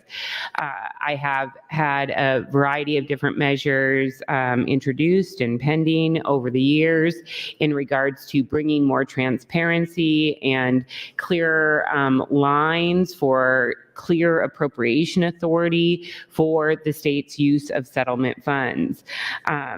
I think particularly when we look to some of the past abuses, perhaps, that have emanated from the Attorney General's office, not under Attorney General Hilgers in this regard, but that have, I believe, misappropriated some of those hard-fought settlement dollars that our Attorney General is bringing to our state when he is suing in the name of our citizens for harms that have befallen our citizens that cannot and should not become a slush fund for the Attorney General or any other entity of government. Those funds come because Nebraskans were harmed. When it comes to the opioid settlements, I know that there have been a variety of stakeholders working hard to try and figure out the best plan for Nebraska. That being said, friends, we are behind the curve. Other states are moving much more swiftly, with more certainty to ensure that these settlement dollars, which are meant to help people most impacted by the opioid crisis on the front lines, are being pushed out to the front lines. And instead, we've seen infighting, we have seen pilfering of these dollars to various and sundry government administrative expenses, high-priced consultants, and I think that's misguided, and I think that's wrong. I think that Senator Vargas's measure helps to reset a more appropriate pathway that reaffirms appropriation authority for these funds and that puts a finer point on the need for Nebraska, for lack of a better term, to get its act together and to get these dollars out to the front lines in our communities where people are being harmed in regards to our opioid crisis. Additionally, we don't have to start from scratch on this or any other issue when it comes to the best way to utilize these funds. We have perhaps one of the best models out there with the Healthcare Cash Fund that generations of Nebraskans have worked on to figure out a way to get the most bang for the buck in terms of those settlement funds from the tobacco settlement to make sure that those dollars can go farther and farther because of how we invest them, how we utilize them, how we protect them. And we need to think about, if permissible under settlement terms, whether or not the opioid settlements can be utilized in the same way. Thank you, Mr. President. The last point, colleagues, that I want to lift in this regard is that there is a significant balance growing in the Attorney General's office in regards to settlement dollars for, again, settlements that the Attorney General has litigated on behalf of our citizens because they were harmed through various and sundry actions. And we need to make sure that those dollars are going to their best and highest purposes. There is a pending proposal before the Appropriations Committee to sweep $15 million of those funds into property tax relief. Colleagues, that is not what those funds were intended for. It is absolutely inappropriate, and we need to be watchful and thoughtful about that. Yes, of course, property tax relief is important and a top priority. Those settlement funds should not be swept. That's your time, for Senator. that purpose. Thank you, Mr. President. Thank you, Senator Conrad. Senator Ballard, you recognize. Thank you, Mr. President. Good morning, colleagues. First of all, I'd like to thank Senator Vargas for including 1320 in his personal priority. LB 1320 would require EMS that treat and transport individuals experiencing a suspected or actual overdose to report the incident to the Department of Health and Human Services within 72 hours if possible. Once the department receives the report is required to report this information to the Washington-Baltimore High-Intensity Drug Trafficking Area Overdose Mapping and Application Program. According to the WBHIDTA, the primary purpose of OD mapping includes to provide a near real-time surveillance or known suspect overdose incident across the United States and its territories, and 2, to support the public safety and public health efforts to collaborate with the mobilization immediately in responding to overdose incidents. The OD mapping is beneficial for multiple different partners, from public health to public safety, can see the information about overdoses and can coordinate the responses based on sudden increases to decrease the probability of life lost. For each incident reported to the OD map, 4 pieces of information must be reported. First, the time and date of the incident. Second, the location of the incident or first encounter. or 3, whether the overdose was fatal or non-fatal, and 4, whether the responder administered Narcan to the victim. The amendment also explicitly states that overdose information reported cannot be used for any sort of criminal investigation or prosecution, and also provides immunity for EMS to make good faith effort to report. Finally, I'd like to again thank Senator Vargas for his advocacy of this effort. This is going to be an increasingly big deal for Nebraskans. And with that, Mr. President, I thank you for the time. Thank you, Senator Ballard. Senator Kauth, you're recognized. Thank you, Mr. President. I'd like to ask Senator Vargas if he could yield to a couple of questions. Senator Vargas, will you yield? Yep, happy to. Senator Vargas, so I'd like some background on how was this fund created and how is funding it, and then how much is in it right now? So a little bit of history. So this fund in particular is funded through the opioid settlement funds. We are expected to get up to $160 million in settlement funds over the next 16, 18 years. It's very sporadic over time. They'll be put into the fund, which will fund this grant program. And then second, we have about anywhere between $7-10 million there right now. So one year we can get like $25 million, another year we can get like nothing in there, but it's all non-general funds, and it'll be settlement funds that are going to be funding this fund. Okay, thank you very much. And I would like to say I've been paying attention to what's been going on the interstate lately. We've had several stops in the last couple of weeks that have netted hundreds of pounds of drugs coming across I-80. Senator Ballard has said this is something that Nebraskans are going to need to be paying very close attention to. And I think this is a great idea to get some of these settlement funds out and working right now. I think this also feeds into Senator Bosen's bill to provide stiffer penalties for people who are using or putting fentanyl in other drugs. We have a crisis. So I'm pleased that Senator Vargas is bringing this, and I will support this bill. Thank you. Thank you, Senators Kauth and Senator Vargas. Senator Vargas, you recognize close on the amendment. Again, this is a technical amendment to make sure that the bill can be operational, so associated with the cash funds. So I ask for your green vote for Amendment 2629 and the underlying Amendment 2559, the committee amendment. Thank you, Senator Vargas. The question is, shall the Amendment 2629 be adopted? All those in favor vote aye. All those opposed vote nay.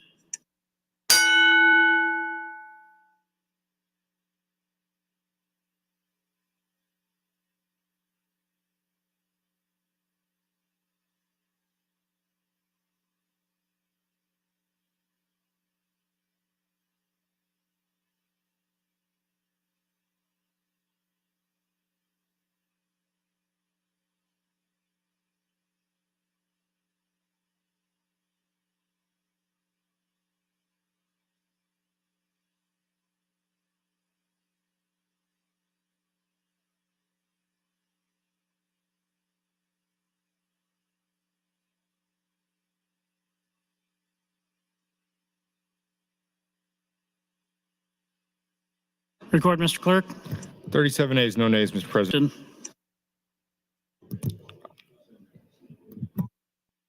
Senator Hansen, you're recognized to close on the committee amendment.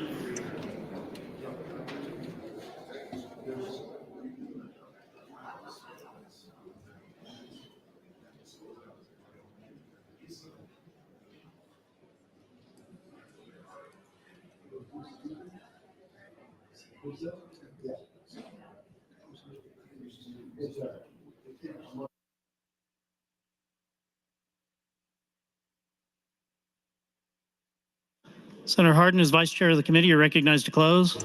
Senator Hardin waives closing. Question before the body is, shall Amendment 2559 be adopted? And all those in favor vote yea. All those opposed vote nay.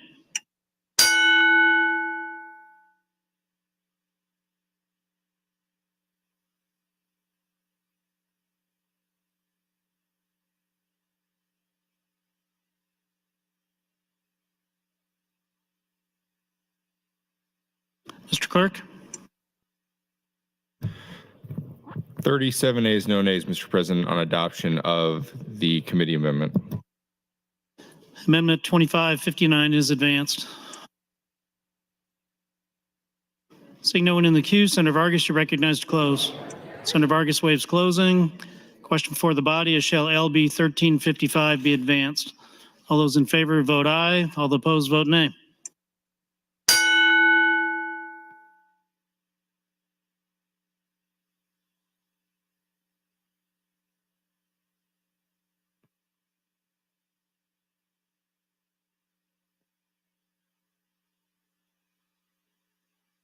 Mr. Clerk, record. 40 ayes, no nays on advancement of the bill, Mr. President. The bill is advanced.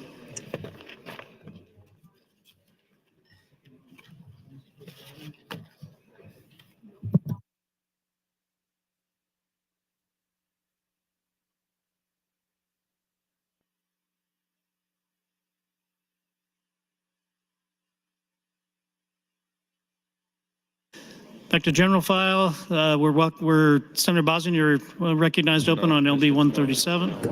Yep. Mr. Clerk for items. Mr. President, Legislative Bill 137. First of all, Senator Michaela Cavanaugh would move to indefinitely postpone Legislative Bill 137 pursuant to Rule 6, Section 3F.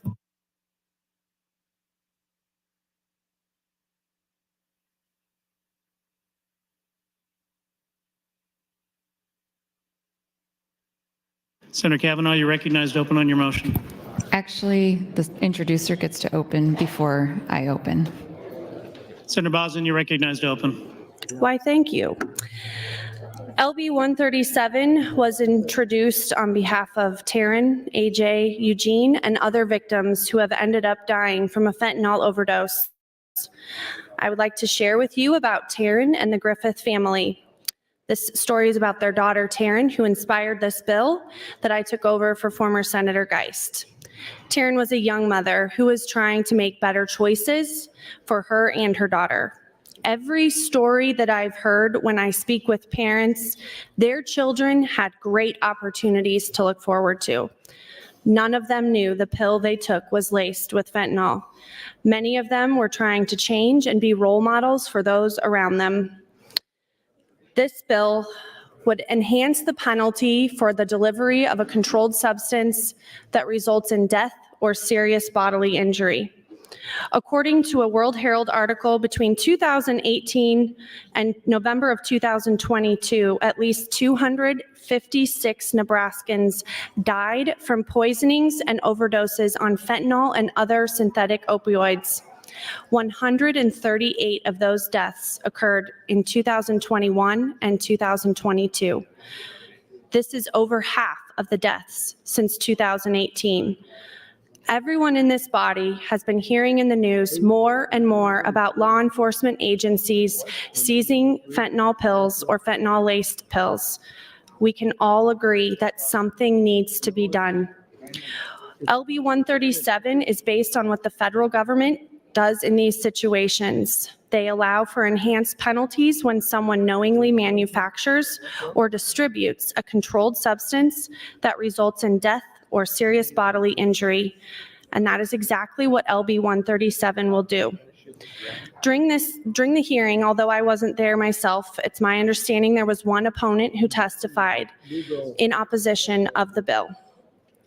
Since that time, I've worked with that individual to bring them to a neutral position on this bill by agreeing to the amendment that will be offered. So that is a friendly amendment from the committee that caps the enhancement at a 1C felony, changing that from a 1B to a 1C.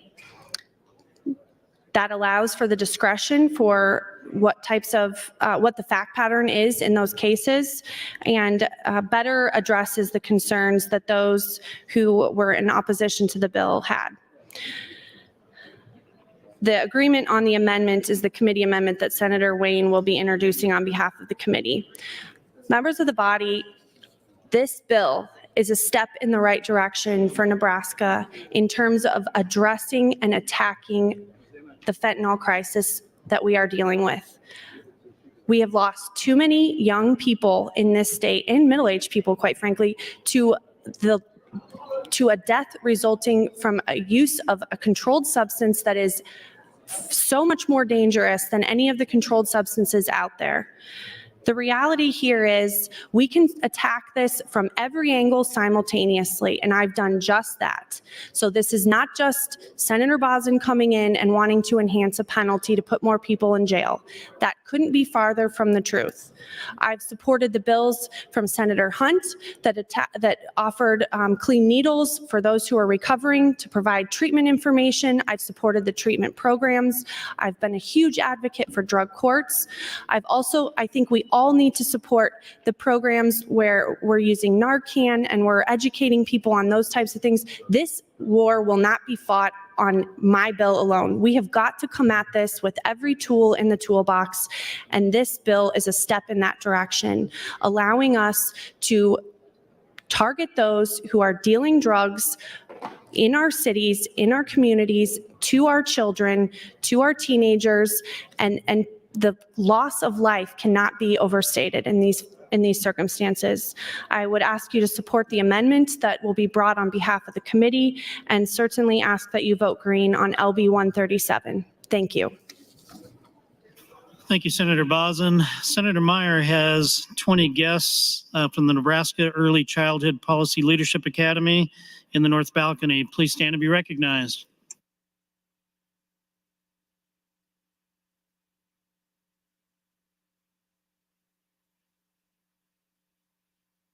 Senator Conrad has a guest, U.S. Senator Michael Brown, here from Washington, D.C., under the North Balcony. Please stand and be recognized.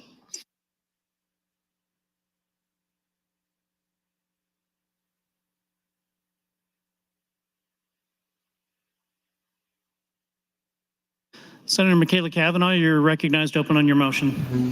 Thank you, Mr. President. Good morning, colleagues. I rise in opposition, as my motion to indefinitely postpone would indicate, to LV 137. I have spoken with Senator Bozen and Senator Holcroft, who made this his priority, about my opposition this morning. I know it's maybe a little hard to believe. I don't want to filibuster a bill. I know, right? What a different course for me. But I do oppose enhanced penalties, and I oppose them very vigorously, strongly. They have always been something that I have stood in opposition to.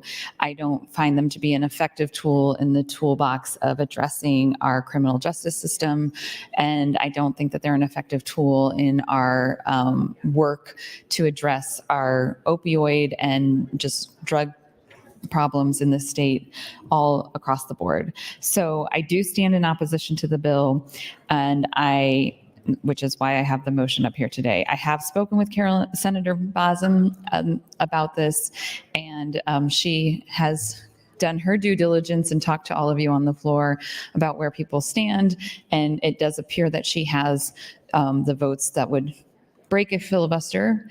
So to that end, I'm not going to take 8 hours because it's going to end in the same result of moving the bill forward regardless. But I do want to take some time this morning to talk about this issue and why I oppose enhanced penalties. I have been pretty consistent in my opposition to enhanced penalties over the years, much to the chagrin of some of my colleagues. I'm sure Senator McDonald can attest to that. I think I filibustered his bill a couple of times, so I'm an equal opportunity enhanced penalties opposition. So what this bill does is creates a specific enhanced penalty around sort of a specific instance. And I appreciate that there are amendments coming that address some of the concerns that have been brought forth. And I very much appreciate that Senator Bozen has been willing to work with all parties to make this the best policy she possibly can. But I still believe that carving out a special enhanced penalty in specific instances is not an appropriate way to handle our criminal justice system as we as a body in my time in this legislature, have been working continuously, really, on addressing criminal justice reform and our prison overcrowding and how we can do better by the citizens of Nebraska. And I realize that this is an enhanced penalty on not the user, but the person who is giving the substance to the user. And so I appreciate that thoughtfulness in not further criminalizing addiction. But I don't think that it's going to deter crime.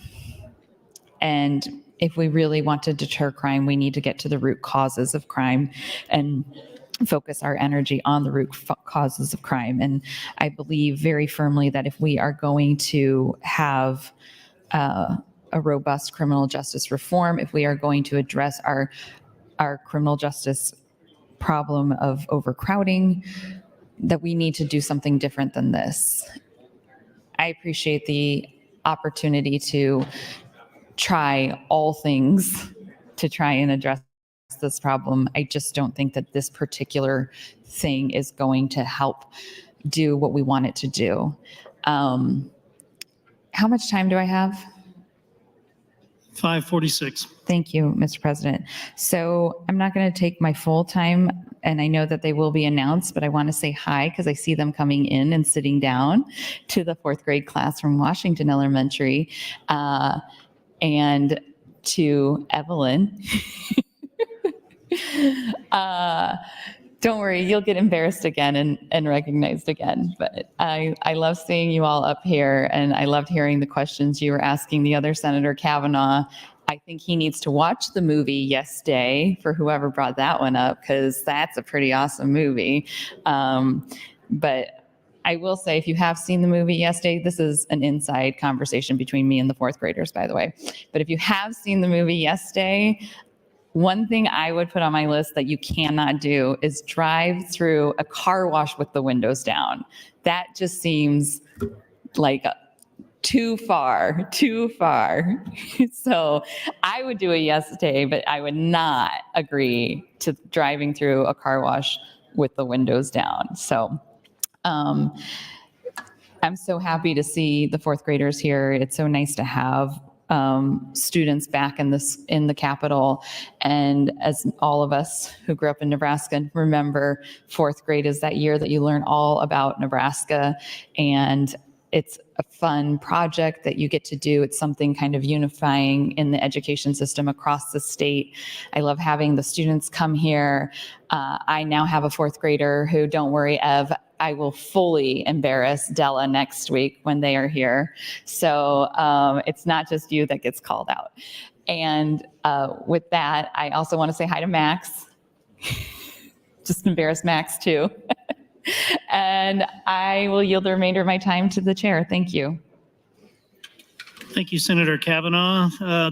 We have approximately 18 students from Bruning Davenport School, 4th graders here from Senator Brandt's district in the North Balcony. Please stand and be recognized.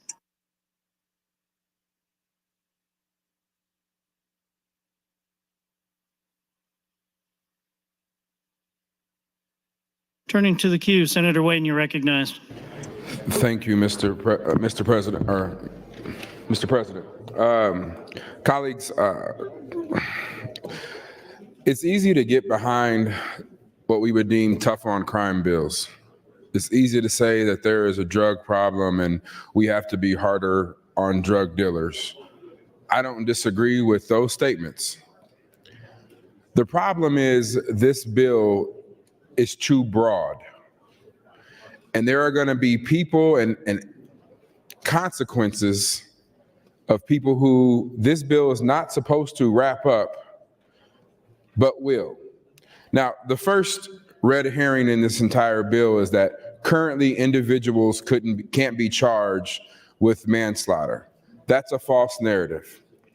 If you do a crime, so if you're out selling drugs, that is illegal. By definition of doing an illegal act in which somebody dies, that is a manslaughter charge.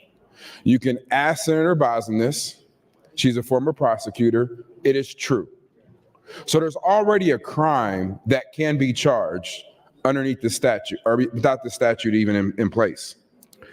The second thing is this goes against the fundamental rule when charging a crime is called mens rea.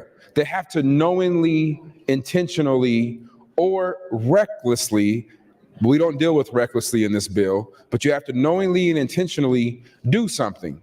So I want you to think about this. You could have bought a controlled substance or an aspirin. You may have Oxycontin for a back pill that your parents are taking. Your kid takes that out, gives it to somebody else. Now they are charged under this rule with killing somebody, knowing that only thing they were trying to do was their friend had a back injury or a sore back and wanted to give them oxy. They don't even need to know that it has fentanyl in it. That's what I mean by overly broad. We are going to actually punish people for not knowing something's in there. That goes against the fundamental aspects of criminal law, that they have to know what they're doing. And we're going to have a long conversation with Senator Bosman about what connected means, because that's a brand new term in criminal justice. Typically, it only happens in a RICO where there is a connectivity. So we're adding a whole different definition to this, and it doesn't even contain reckless. So I think it doesn't even do what we're trying to do, because you still have to knowingly and intentionally know that you have fentanyl, because the underlying crime has to be proven. But if you already underlying crime know that you are selling fentanyl, which could result in the death, then we already have a manslaughter charge. And there's nothing in this bill saying you can't charge manslaughter and this. So now we're going to double, triple stack. Why is this important, colleagues? Because I'm going to hand out tomorrow, because today I'm just going to take time until we get out of here, where we had the similar conversation about prohibited persons and guns. And what the news article will show you is when the state decided we were going to be tough on crime, it shifted all the federal cases on guns to the state, because politically we wanted to be tough on crime. And now we have a whole bunch of people in our prison system that we're bearing the cost for because the feds don't need to pick up the charge. 1 minute. The fact of the matter is, if you knowingly sell a controlled substance that has fentanyl in it, you can be federally charged. And in fact, in Lincoln, if you'll recall the two individuals who stole a whole bunch of drugs from the sheriff and state patrol, they were actually federally charged with committing a crime that resulted in the death. What this bill is doing. So we don't actually need this, and nor does the bill actually accomplish what they're trying to accomplish. And in fact, it's going to create more gray area of what that means. And we're going to have a conversation about the felony murder rule and the lack of mens reas. And we're going to point out that how this is completely consistent with that rule, which most people find to be absurd. That you can actually be charged and enhanced for a crime that you didn't even know you were committing. It's time. Thank you, Senator Wayne. We have 40 students from Washington Elementary in the South Balcony, Senator John Kavanaugh's district. Please stand and be recognized.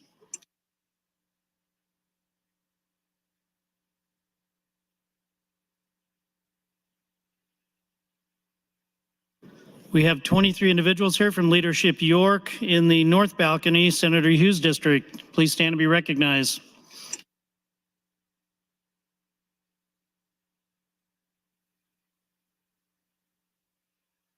Turning back to the queue, Senator McKinney, you're recognized.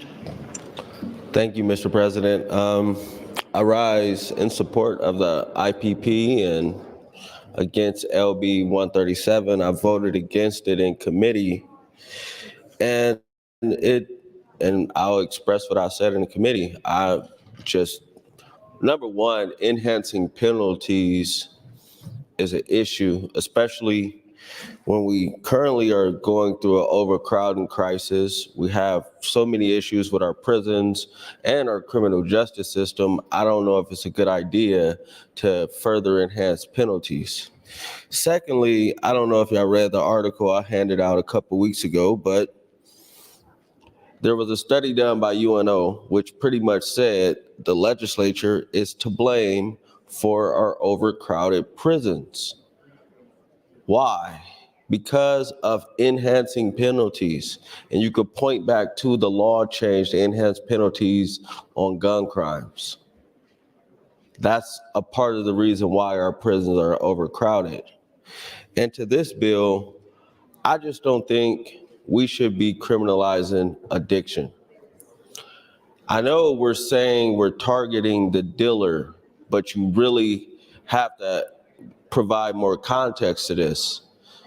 Some people who you deem as dealers are also addicts.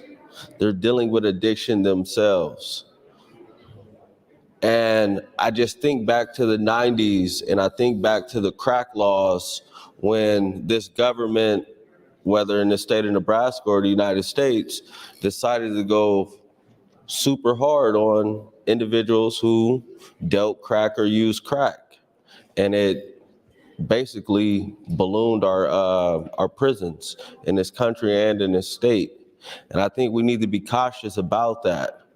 I'm not saying anybody should be using fentanyl or selling fentanyl or that it's not a dangerous drug, but enhancing penalties when we already could penalize people is just not something I could support, especially because of what the disproportionate impact is possibly going to have on my community and similar communities to mine.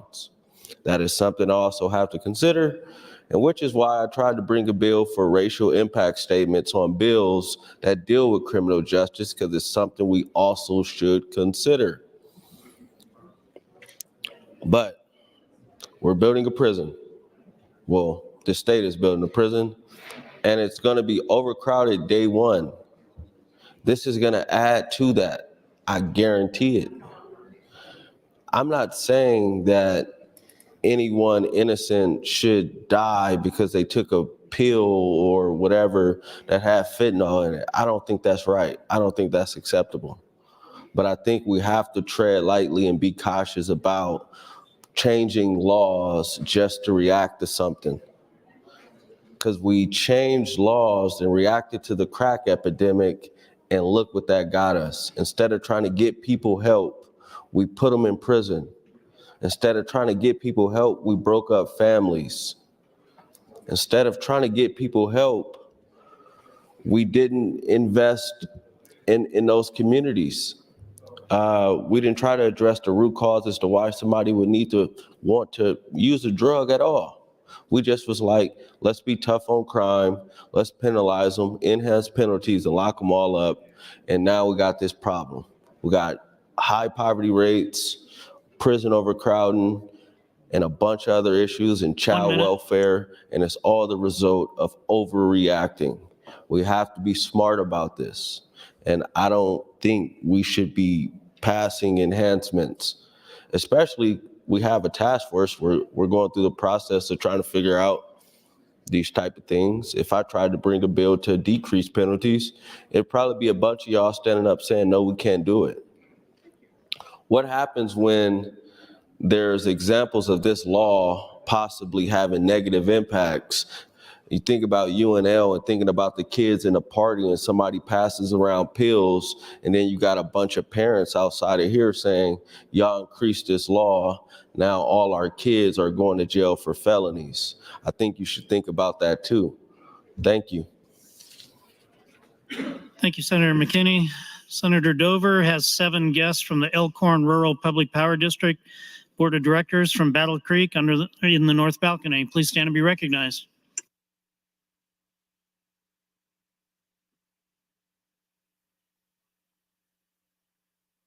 Turning back to the queue, Senator Duncan, you're recognized. Thank you, Mr. President. Colleagues, I do rise today in support of motion 1192 to recommit, to indefinitely postpone, and generally opposed to LB 137. I want to start by saying I actually do appreciate Senator Boslin's hard work on trying to address a lot of the issues surrounding substance use disorder and a lot of the problems that surround that. I've spoken with Senator Boslin now for quite some time about this, and I think she's genuine in her desire to actually effectuate change and to make sure that we're doing everything we can to address the underlying causes of substance use disorder and to try to stem some of the problems that come from that. Where I oppose this bill is the general efficacy of what we're trying to do. Colleagues, we have to be smart when we're enacting laws. We cannot enact laws that simply make us feel like we're doing something if they don't actually accomplish that goal. And what I mean by that is I think we have to take a step back when we're talking about increasing criminal penalties and have a conversation about what it is we're trying to achieve. I've talked about this last year. I've already talked about it a little bit this year, but it tends to be something that I go back to when we have these conversations. So forgive me if I'm rehashing things, but when you're talking about the criminal justice system, there are different goals that we're trying to effectuate or that we're trying to achieve, right? There's the goal of punishment, punitive penological goals, where the goal of the system would simply be to say, you did a bad thing, I want to punish you because it makes me feel better, or it's retribution. There's the goal of deterrence, which is we're going to enact this law to make sure that you don't do a thing down the road. There's incapacitation. We're going to pass a law that makes it so you are unable to do the thing that we don't want you to do. And then finally, there's rehabilitation. If you did this thing, we want to make it so that in the future, you don't do it again. And when we start to talk about criminal justice and what we're doing as a state, we have to be very clear about what our goal is. Because if we don't start on the same page, we're going to talk past each other. And we're going to talk past and say, I think this and I think that, but we're not even starting from the same fundamental conversation of what are we trying to do. My belief is that most of us in this room want to create safer communities. That's what I want. I want our neighborhoods to be safer. I want safer communities. And we want to reduce recidivism. We want to make it so that people don't commit crimes moving forward. We want to make it so that at the end of the day, there's less people being harmed in our communities. There's less people having substance use disorder. There's less people overdosing. We all want those things. So when we look at bills like LB 137, we have to ask ourselves, does this accomplish that goal? And colleagues, I would posit to you that it does not. What we know about LB 137 is that it enhances a penalty if you meet a certain set of criteria. I anticipate talking more about that as we go on. I think we're going to have a little bit of time here. But we also know that deterrence, the idea that if we increase the penalty to something, a person is less likely to do it, has very, very little research to support that that actually works. So the idea that somebody's going to be deterred by virtue of us increasing this penalty, I guess, assumes a couple of things. One, it assumes somebody who is committing this crime knows what the penalty is. It also assumes that somebody who's going to commit this crime in the future knows that we have now increased it. And colleagues, I can tell you from personal experience in working in the criminal justice world and being an attorney, people don't know what these sentences are. People in the community have no idea what the ramifications are for the, thank you, Mr. President, for the things that they do. And so the assumptions that we have to make in order for the deterrence here to even happen just simply, I don't think, are backed up by research or data. People don't know those things. In addition to that, even if they do know those things, the research has shown time and time again that generally speaking, there is very little information or data to say that somebody's going to be deterred by an increased penalty.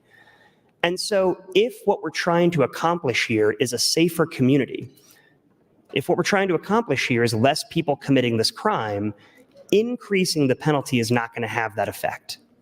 There are other ways that we can do that, and I think we're going to talk about some of those, but this is not that way.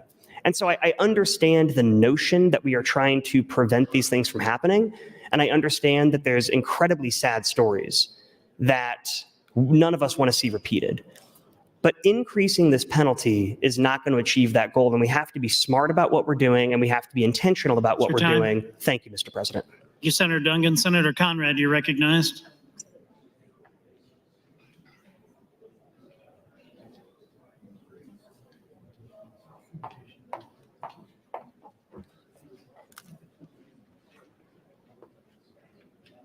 Thank you, Mr. President. Good morning, colleagues.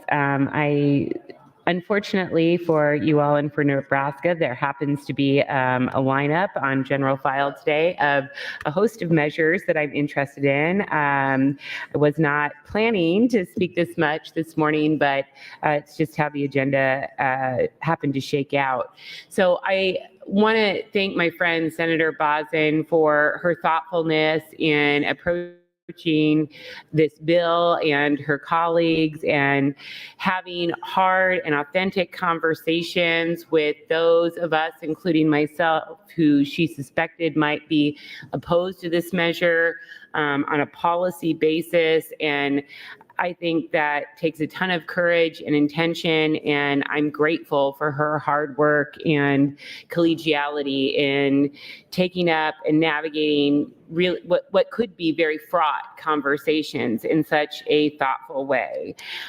That being said, whether it was Senator Bosin or another friend in the body who is bringing forward this measure, I would stand opposed, and that's for the simple reason that we've studied the issue over and over and over in Nebraska, including very recently, and we know that there is a clear connection from the State House to the prison pipeline. Every single time we criminalize behavior under our code, every single time we enhance penalties under our code, it exacerbates mass incarceration and prison overcrowding. And this measure is doing just that. It is not necessary because the behavior that Senator Bosin and others are concerned about is already criminalized under our code. It is already criminalized with significant penalties under our code. This is an enhancement for existing criminal penalties. And I think that we have to be clear-eyed and look at what the data and the research shows us, that these kinds of criminal enhancements, no matter how well intentioned, exacerbate mass incarceration. And we know that attendant to mass incarceration is racial injustice. We know attendant to mass incarceration is the fact that we are taxing ourselves to death, including on the local level, to fund mass incarceration. And so we have to step back from the brink at some point. And that's exactly why we've convened, as part of LB 50, yet another sentencing reform task force to get a handle on our criminal code and to ensure that we update it following the successful models from our sister states and the federal government, including many red states that have a similar political landscape to Nebraska, and that we update our code so that we have less people entering our prisons, we have less severe sentences, and that we can truly keep our focus on advancing our shared public safety goals when there are true public safety threats with the limited resources we have available. But by making additional enhancements on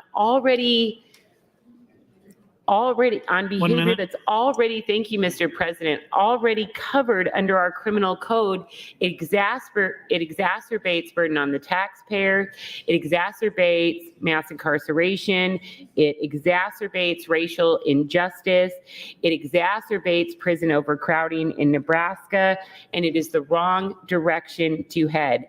I am hopeful that we'll be able to have a continued thoughtful debate about this measure if it it moves forward. This is not a reflection on Senator Bosin in any way, but is part of a long-standing, challenging public policy debate that we have to be thoughtful about and come to terms with.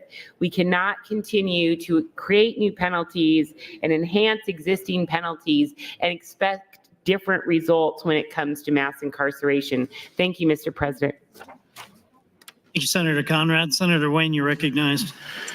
Thank you, Mr. President. Colleagues, I can sit here and argue and say things, but one, it's getting close to lunch, and two,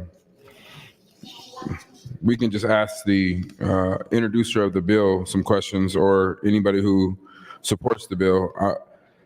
Colleagues, it's, again, let me say, it's easy to say I just support tough on crime, but I think you need to actually read the language and understand some of the problems with the language.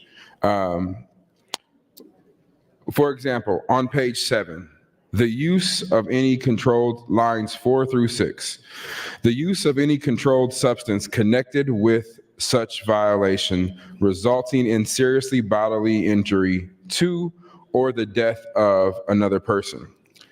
The word connected, that's not in our criminal code, and there's a reason for that. There has to be a direct or proximate cause to some kind of violation. Underneath the connected theory, if I give Senator Erdman oxy or a controlled substance, testosterone or too high of something else, whatever, pill, and he decides to cut that and put fentanyl in it and sells it or gives it, doesn't even have to sell it, gives it to his friend, Senator Bostelman, I can still be charged because it's connected. I'm the one connected to him who gave him the drug. He's the one who actually may be the bad actor of cutting the drug. I could have actually did it legally, but let's just say I didn't.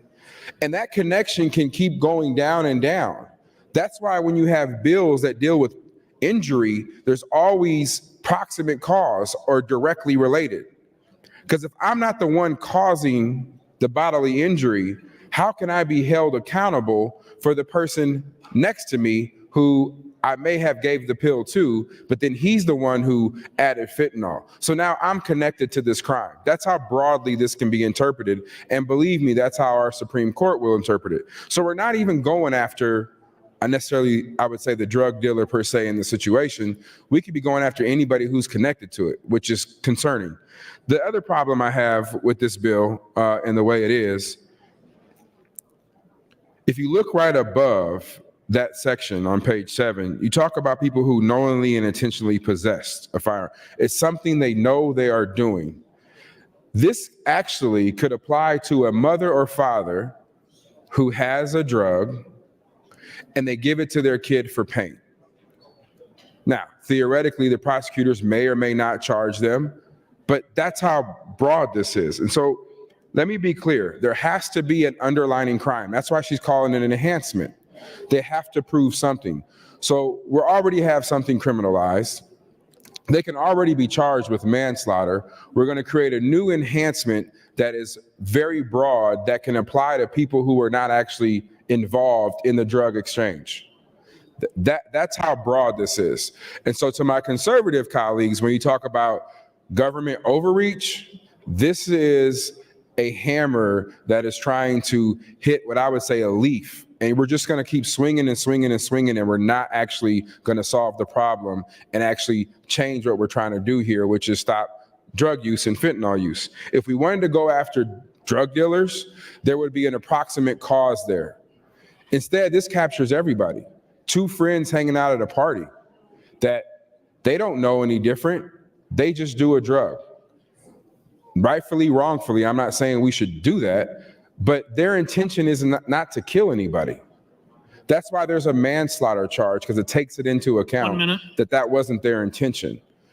If you believe you should be convicted of a crime without even knowing that you're convicted, that you're doing that crime, then I guess support this bill. But that's never what this government was built on. Sure wasn't what America was built on, that we're going to convict people of crimes that they don't know they're doing just because they're in another illegal activity, which we've already got a crime.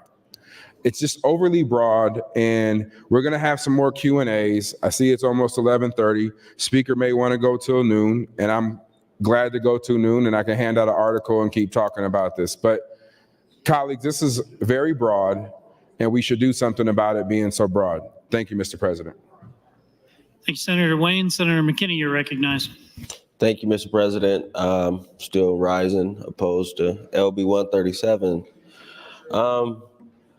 This is a question I asked the CJI task force a couple years ago when we were initially meeting, and we were discussing talking about charging people with drug addictions with felonies, and some people in the room felt like that would get them to get on the right track. And for me, that logic just doesn't make any type of sense. So we're going to charge people with addictions with felonies and hope that they improve. If anybody has dealt with a family member that has dealt with an addiction, you know for a fact it doesn't matter. They got to figure it out on their own, and it's a different path. And just because they go to jail or prison, it doesn't mean that they're not still addicted to whatever substance they're addicted to. So that doesn't help. Then I brought up the conversation about, some of them saying we need tougher laws or we need to be tough on crime. Well,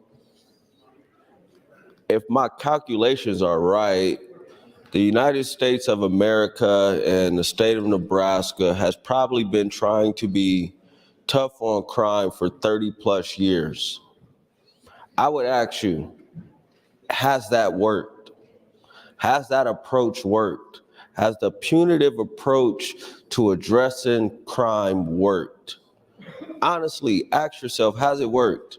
Because if it worked, I don't believe this state would be building a $350 million plus new prison if being tough on crime actually worked.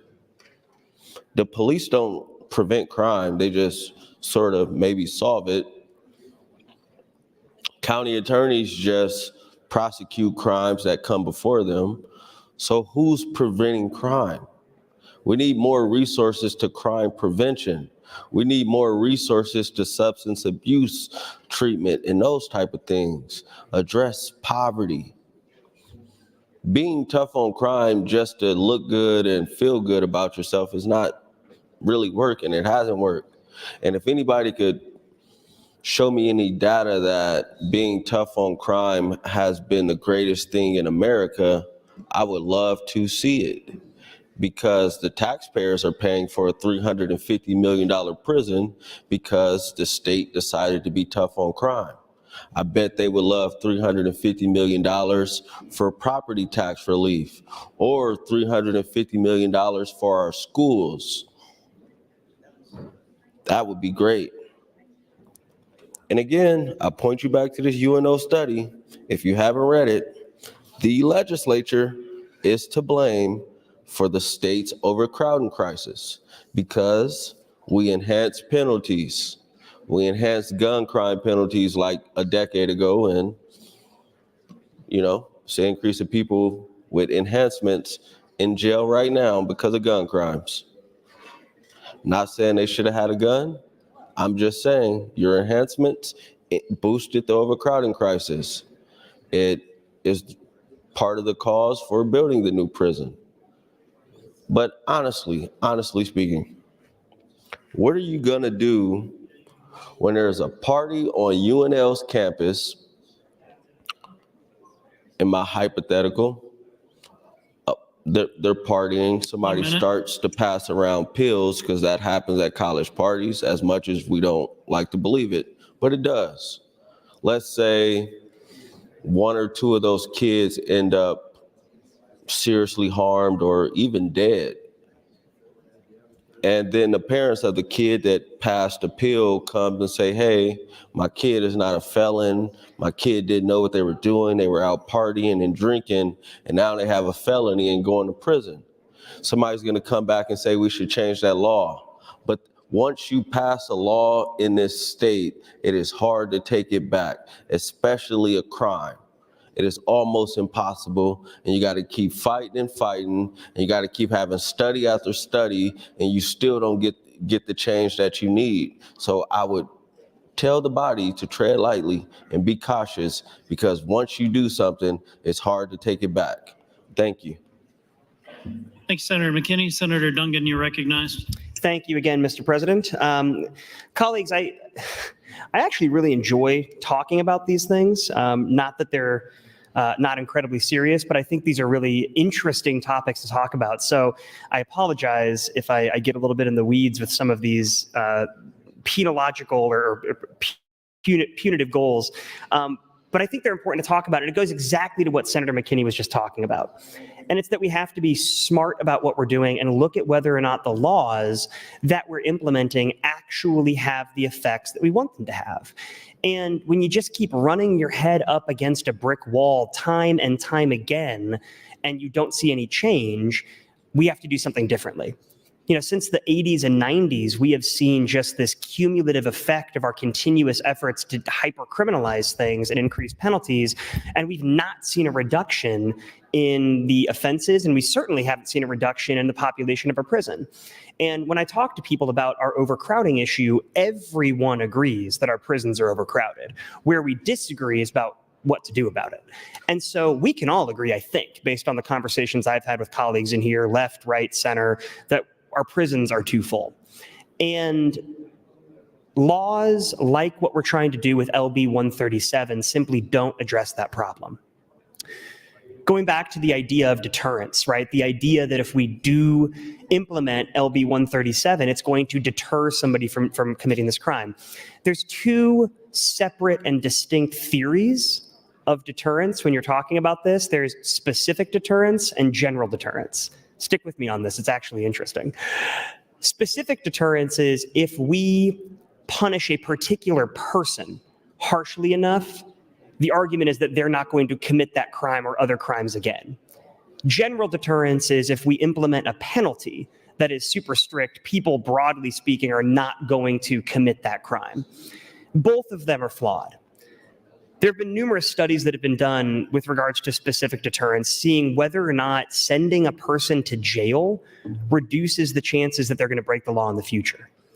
I mean, this is a really easy thing to study. Is somebody going to jail for longer periods of time, reducing the likelihood that they then commit a crime afterwards? Meta-analyses of hundreds of studies show that the answer is no. Sending somebody to jail or incarcerating somebody for a longer period of time either has no effect on whether or not they're going to continue to commit a crime in the future or commit another crime, or it has a negative effect insofar as it actually can increase recidivism rates. When people are sent to prison for long periods of time, criminology and the ability to commit crimes in the future often increases. And so the entire idea that there's a specific deterrence to sending somebody to jail for longer because they did something, it simply doesn't hold up to the data. And so if we're going to be making decisions about what we're going to do about our prison overcrowding here in Nebraska, we have to do it based on numbers. I went to a conference this summer that was attended by people from every single state. And it was prosecutors, defense attorneys, judges, administrative officials, and state legislators from every single state. And it was nonpartisan. We had Republican governors there. We had Democratic state legislators there. And the thrust, the entire point of the conference is we have to do something about our criminal justice system based on data, not just based on what feels good. And one of the things that I took away from that conference and talking to a number of my colleagues on both sides of the aisle again was that we really got to start drilling down to what's going to make the largest impact here. And my concern— 1 minute. Thank you, Mr. President, is that LB 137 is going to have the opposite effect of what its intended goal is that we are going to see more people spending more time in custody, and not the people who need to. And I think we can talk about that more here too. Not kingpin drug dealers that we're all imagining who are sitting up in some penthouse and dealing these drugs to people, but users themselves going into custody, spending longer time in custody, not getting the benefit of treatment that they actually need, and then increasing recidivism on the back end. We need safer communities, not more dangerous communities, and I have a concern that LB 137 will have an adverse effect on that. Thank you, Mr. President. Thank you, Senator Dungan. Senator Wayne, you're recognized, and this is your third time.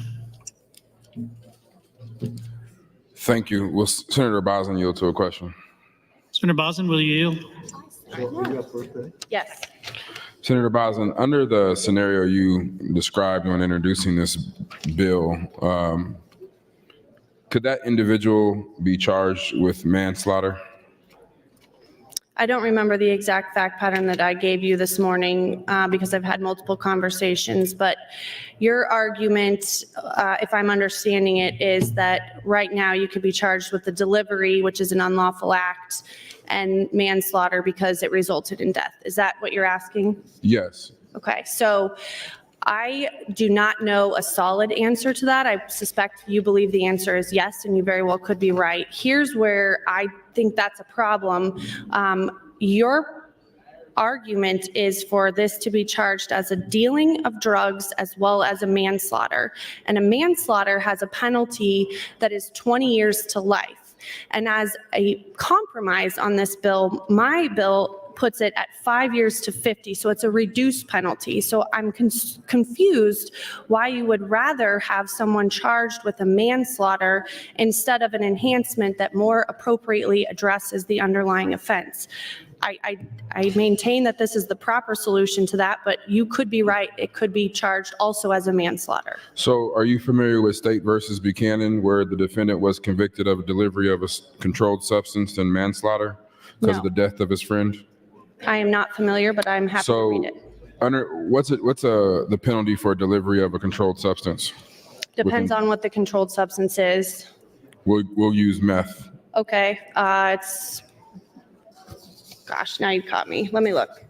Do you know the answer, or are you asking because you don't know? No, I'm asking. It's a.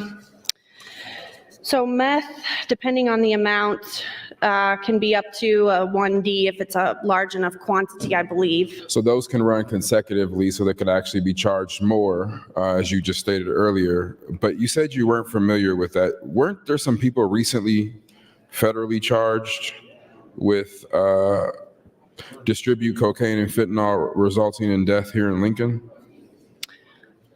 There could have been, I don't know when it was, but I won't argue with you.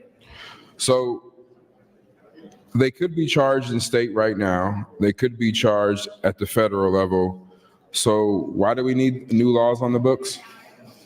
Well, as I said, I think this is the appropriate solution to addressing the fentanyl crisis that we're dealing with in our communities. I think that this is a compromise that got us to a place where there were no opponents on the bill in terms of trying to address the issues that we're seeing. I think when we have I think it is the responsibility of the legislature to respond when we see a significant problem. And in my opinion, the death of several people as a result of fentanyl is a serious problem. So if you believe this is the proper charge, would you, a proper thing to convict somebody of in this situation, then would you be amenable to an amendment that says that you could not charge controlled substance delivery in addition to manslaughter if you make this charge? So if this is the proper one, then this should be the only charge, and they shouldn't be able to stack a manslaughter charge on top of this charge. Would you be amenable to that? I'd be willing to have that conversation because I understand what you're saying, and I think that makes sense. You've never presented me with that before that I can recall. But no, but if, again, if you say this, you stated publicly this is the right charge, and this should be the only charge. Because right now, underneath your bill, they can still be charged with manslaughter. They can still be charged with distributing of cocaine or a controlled substance and charged with this. So there would be actually 3 charges stacked instead of just 1 charge. Or right now, it could only be 2, but with this, it could be 3. So why am I defending this? Because right now, there's only possibly 1 to 2 charges, and this would add a 3rd charge because you're not removing the 2 charges. Does that make sense? except for this isn't a charge, it's an enhancement. But other than the fact that it's not a separate charge, I understand what you're saying. So that would be one thing. And did you have time to look at the word connected? I have connected with the word connected. So can you explain your definition when this, because eventually this will go to the Supreme Court, they'll look at the legislative history, what you believe connected means? What's the proximity and the direct result in connected? So I don't have a specific definition for you. I think connected is defined. It's a Time, common Senators. term. Thank you, Mr. President. Thank you, Senator Wayne and Senator Boslin. Senator Michaela Cavanaugh, you're recognized. Thank you, Mr. President. Would Senator Wayne, I'll yield my time to Senator Wayne. Thank you. Senator Wayne, you're yielded 4 minutes, 51. Will Senator Boslin continue the questioning? Senator Boslin, will you yield? Yes. So back to the word connected, what does that mean? Does person A who gives or sells the controlled substance gives this person B, and person B adds fentanyl, and person B gives the C, is A still connected under your definition? I would disagree with that use of the word connected. Could they be charged underneath your bill, or do you believe that your intent of this bill is for person A to be charged? Give me your fact pattern again. A deals a oxycodone, B cuts it with fentanyl, and C dies from it. Correct. The intention of my bill would not be aimed at individual A, and I don't believe that the use of the word connected gets us there, but that might be just me disagreeing with you, respectfully, albeit. No, I think it's important that we figure out what the word connected means. So what would be your definition of connected? And if you could also give a fact pattern to meet that definition that you're going to give. Okay, so you're talking about subsection 2I, or 2I's, II on page Yes. 7. Yes. The use of any controlled substance connected with such violation resulted in serious bodily injury to or the death of another person. Okay, so we're talking about someone who is delivering drugs. So this would be an individual who is selling, in the example that I gave in my opening, I believe it was a Percocet to someone at work who was complaining of back pain. That Percocet had been cut with fentanyl, and the individual who received that fentanyl, Taryn, died as a result of taking the fentanyl that she believed was a Percocet. And so doesn't matter whether the person who is giving or selling the controlled substance believe it's Percocet, as you said. So it doesn't matter what they believe or they know. So that's the difficulty with not being a pharmacist and dealing drugs. Not necessarily, because you can take a prescription out of a bottle and think it's the same one from Walgreens, but it could be something different. You don't know. So you could give it to yourself or you could give it to a friend. But my question is back to that person who gives or sells that drug does not have to know that that contains a deadly chemical like fentanyl. The person who is dealing the drugs to someone else, if those drugs are illegal, that's the risk that that person bears when they're subjecting another person to a controlled substance, and they are not a medical provider who's giving it to someone in a hospital or a pharmacist who's filling a prescription behind the raised counter that heightens them up 1.5 feet. Thank you. So you necessarily believe that, I'm asking you generally a philosophy question here, that mens rea is not needed, that you don't need to know something when committing this crime? Does that carry over to other, is your belief that should carry over to other crimes too? So I think if I understand what you're asking is the situation in which I don't know that there's fentanyl in the drug that I'm giving to someone else. And so your position is that I didn't have the appropriate mens rea to intend to give you the fentanyl. I just intended to give you the Percocet, and it's unfortunate that it happened to be laced with. But underneath your fact, underneath this bill, it doesn't have to be fentanyl. Somebody can just overdose. Somebody could have an allergic reaction to the controlled substance. It doesn't even have to be an illegal drug per se. It's just the controlled substance. They could actually have an illegal reaction to the aspirin or allergic reaction to the aspirin and die, and they would be charged with homicide because it's a controlled substance violation. Not charged, enhanced to this level. I was unaware that aspirin is a controlled substance. No, I'm saying they could, but no, because oxy and other things have aspirin in it. So it could be so even the controlled substance itself is illegal.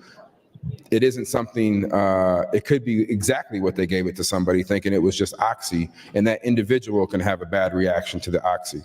So it doesn't have to be like fentanyl. It could be anything that's in a controlled substance, and it could be that exact controlled substance. Sure, theoretically, it could be the underlying oxycodone or Percocet in our example.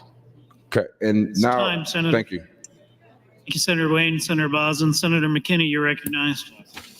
And this is your last time on the mic. All right. Thank you, Mr. President. Now I point you guys to the fiscal note. An important note from the Nebraska Department of Punitive Services states that LB 137 could increase the prison population and length of stays. That's something to consider. Also, it says LB 137 provides for a penalty enhancement for a controlled substance violation resulting in serious bodily injury or death. This bill could increase the length of stays of persons in prison, thereby increasing the overall prison population.